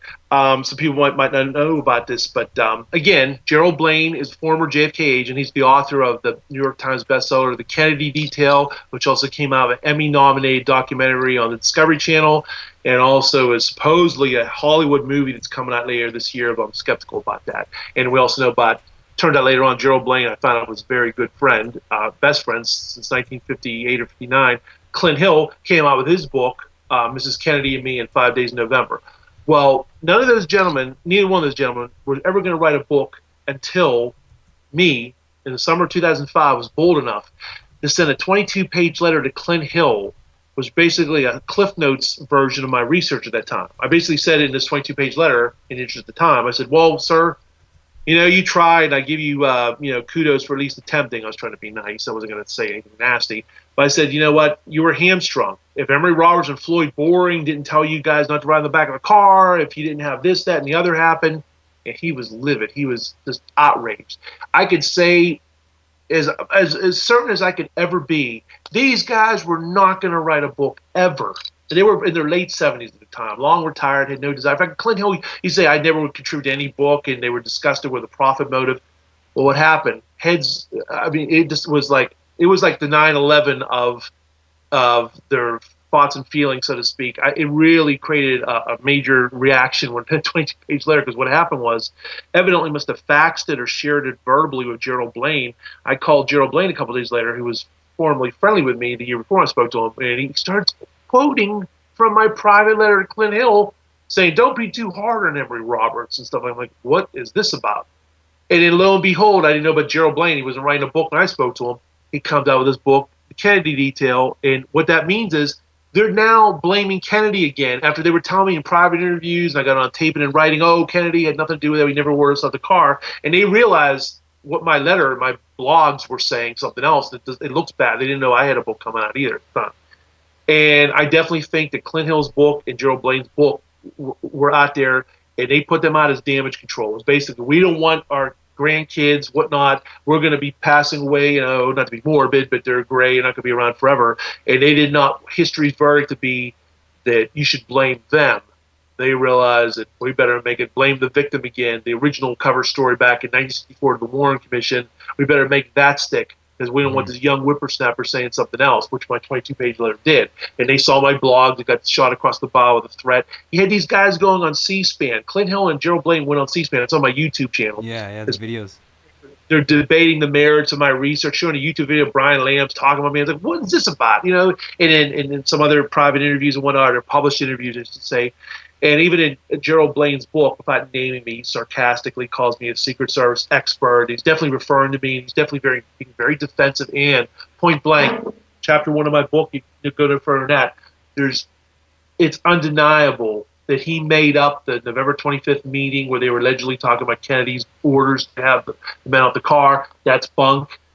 Gerald Blaine submitted allegedly contemporaneous notes about the Texas trip.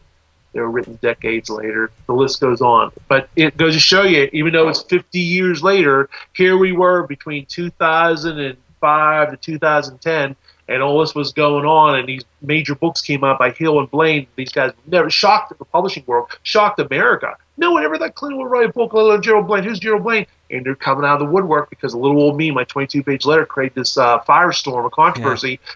About it. And that's where we're at now, a war of ideas. And I'm so glad that Trine came out with this book. It might not compete with Simon & Schuster, where they get on every major network espousing their fibs, but at least it's out there. At least people were realizing that there's the true story, and I'm grateful for that, because it almost looked like they won. Back in 2010, I was like, you know what, those guys won. Other than in the research community, the average Joe's going to believe them. Hey, Clint Hill's saying it must be true. But now that we have my book out there and we have the documents beside it, so it goes to show you just a recent thing. People think it's ancient history. It's not. It's not. And the final thing I'd like to say, if I get this in, is most people know about the mystery deaths of witnesses from the assassination onward. There was actually a major death that happened a month before the assassination. I explore it in the book. Thomas Shipman was one of the drivers of President Kennedy, a Secret Service agent. He dies of an alleged heart attack. October 14th, 1963, Camp David. No agent ever died up at Camp David before or since. There's only been 34 agents that have died from 1865 to 2014. He dies at Camp David. Bill Greer is then able to drive Kennedy in Dallas. And it makes you think Greer is so inept, he's so suspicious. If Tom Shipman didn't die of this heart attack. Camp David, too, at that, yeah. And he's buried 2 days later with no toxicology tests. Every country doctor is going to say heart attack. That's the catch-all. That's like disturbing the peace. If a cop was to pull you over, your tail lights out, and there's always something. What they do, without checking, hey, he looks like he just keeled over. It's a heart attack. But the bottom line, no toxicology test. The guy's buried 2 days later. He's a fit Secret Service agent. There's no record of him being a smoker or anything like that. And these guys are trained. They're put through the ringer as far as that. In his position, it wasn't like he was some lowly agent, no or remote connection to everything. You could say, okay, it's a stretch, Vince. He was one of Kennedy's drivers. And we're talking about Cord Meyer. Ironically, Thomas Shipman drove Kennedy around the Pinchot Meyer estate in Milford, PA. And that might have been his last assignment, certainly one of the last. That was late September, and he dies in mid-October.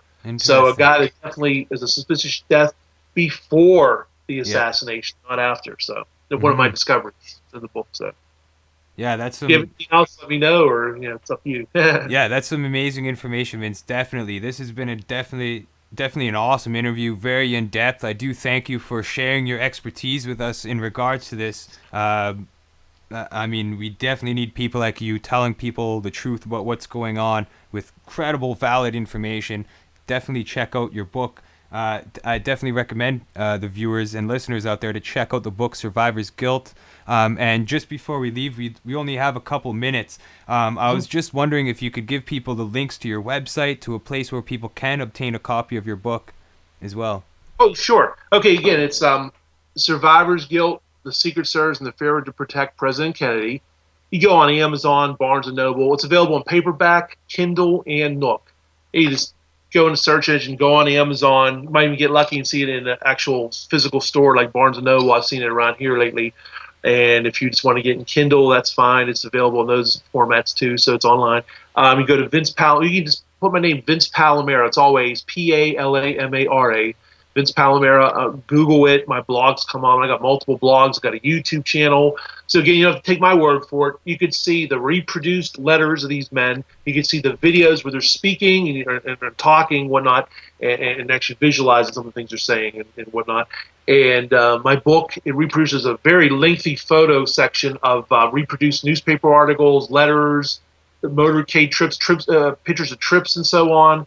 So it's heavily documented, thousands of footnotes, and it's based on all these interviews. So Awesome. definitely give it a chance. I think you'll be like, yeah. Thanks. Yeah, and definitely if you can get it on Amazon and other places like that, you could probably order it too, like a Barnes & Noble or a Chapters bookstore. So anybody listening out there, definitely recommend to get his book. If you're going to go there, place an order in the bookstore, because if they see a couple orders in the bookstore, they'll order stock copies or shelf copies, and that'll help distribute his book as well to get it on the shelves. So I do want to thank you again, Vince, for joining me on the show today. A wealth of knowledge here about the Secret Service and all things JFK. So I do thank you for joining me on the show. And as well, thanks to all you listeners out there for tuning in to Unveiling the Truth. Next week, we'll be covering transhumanism and technological unemployment. And following that, we have the Higher Side Chats, Greg Carwood joining us. So thanks for tuning in to Unveiling the Truth. Peace, everybody. Thanks.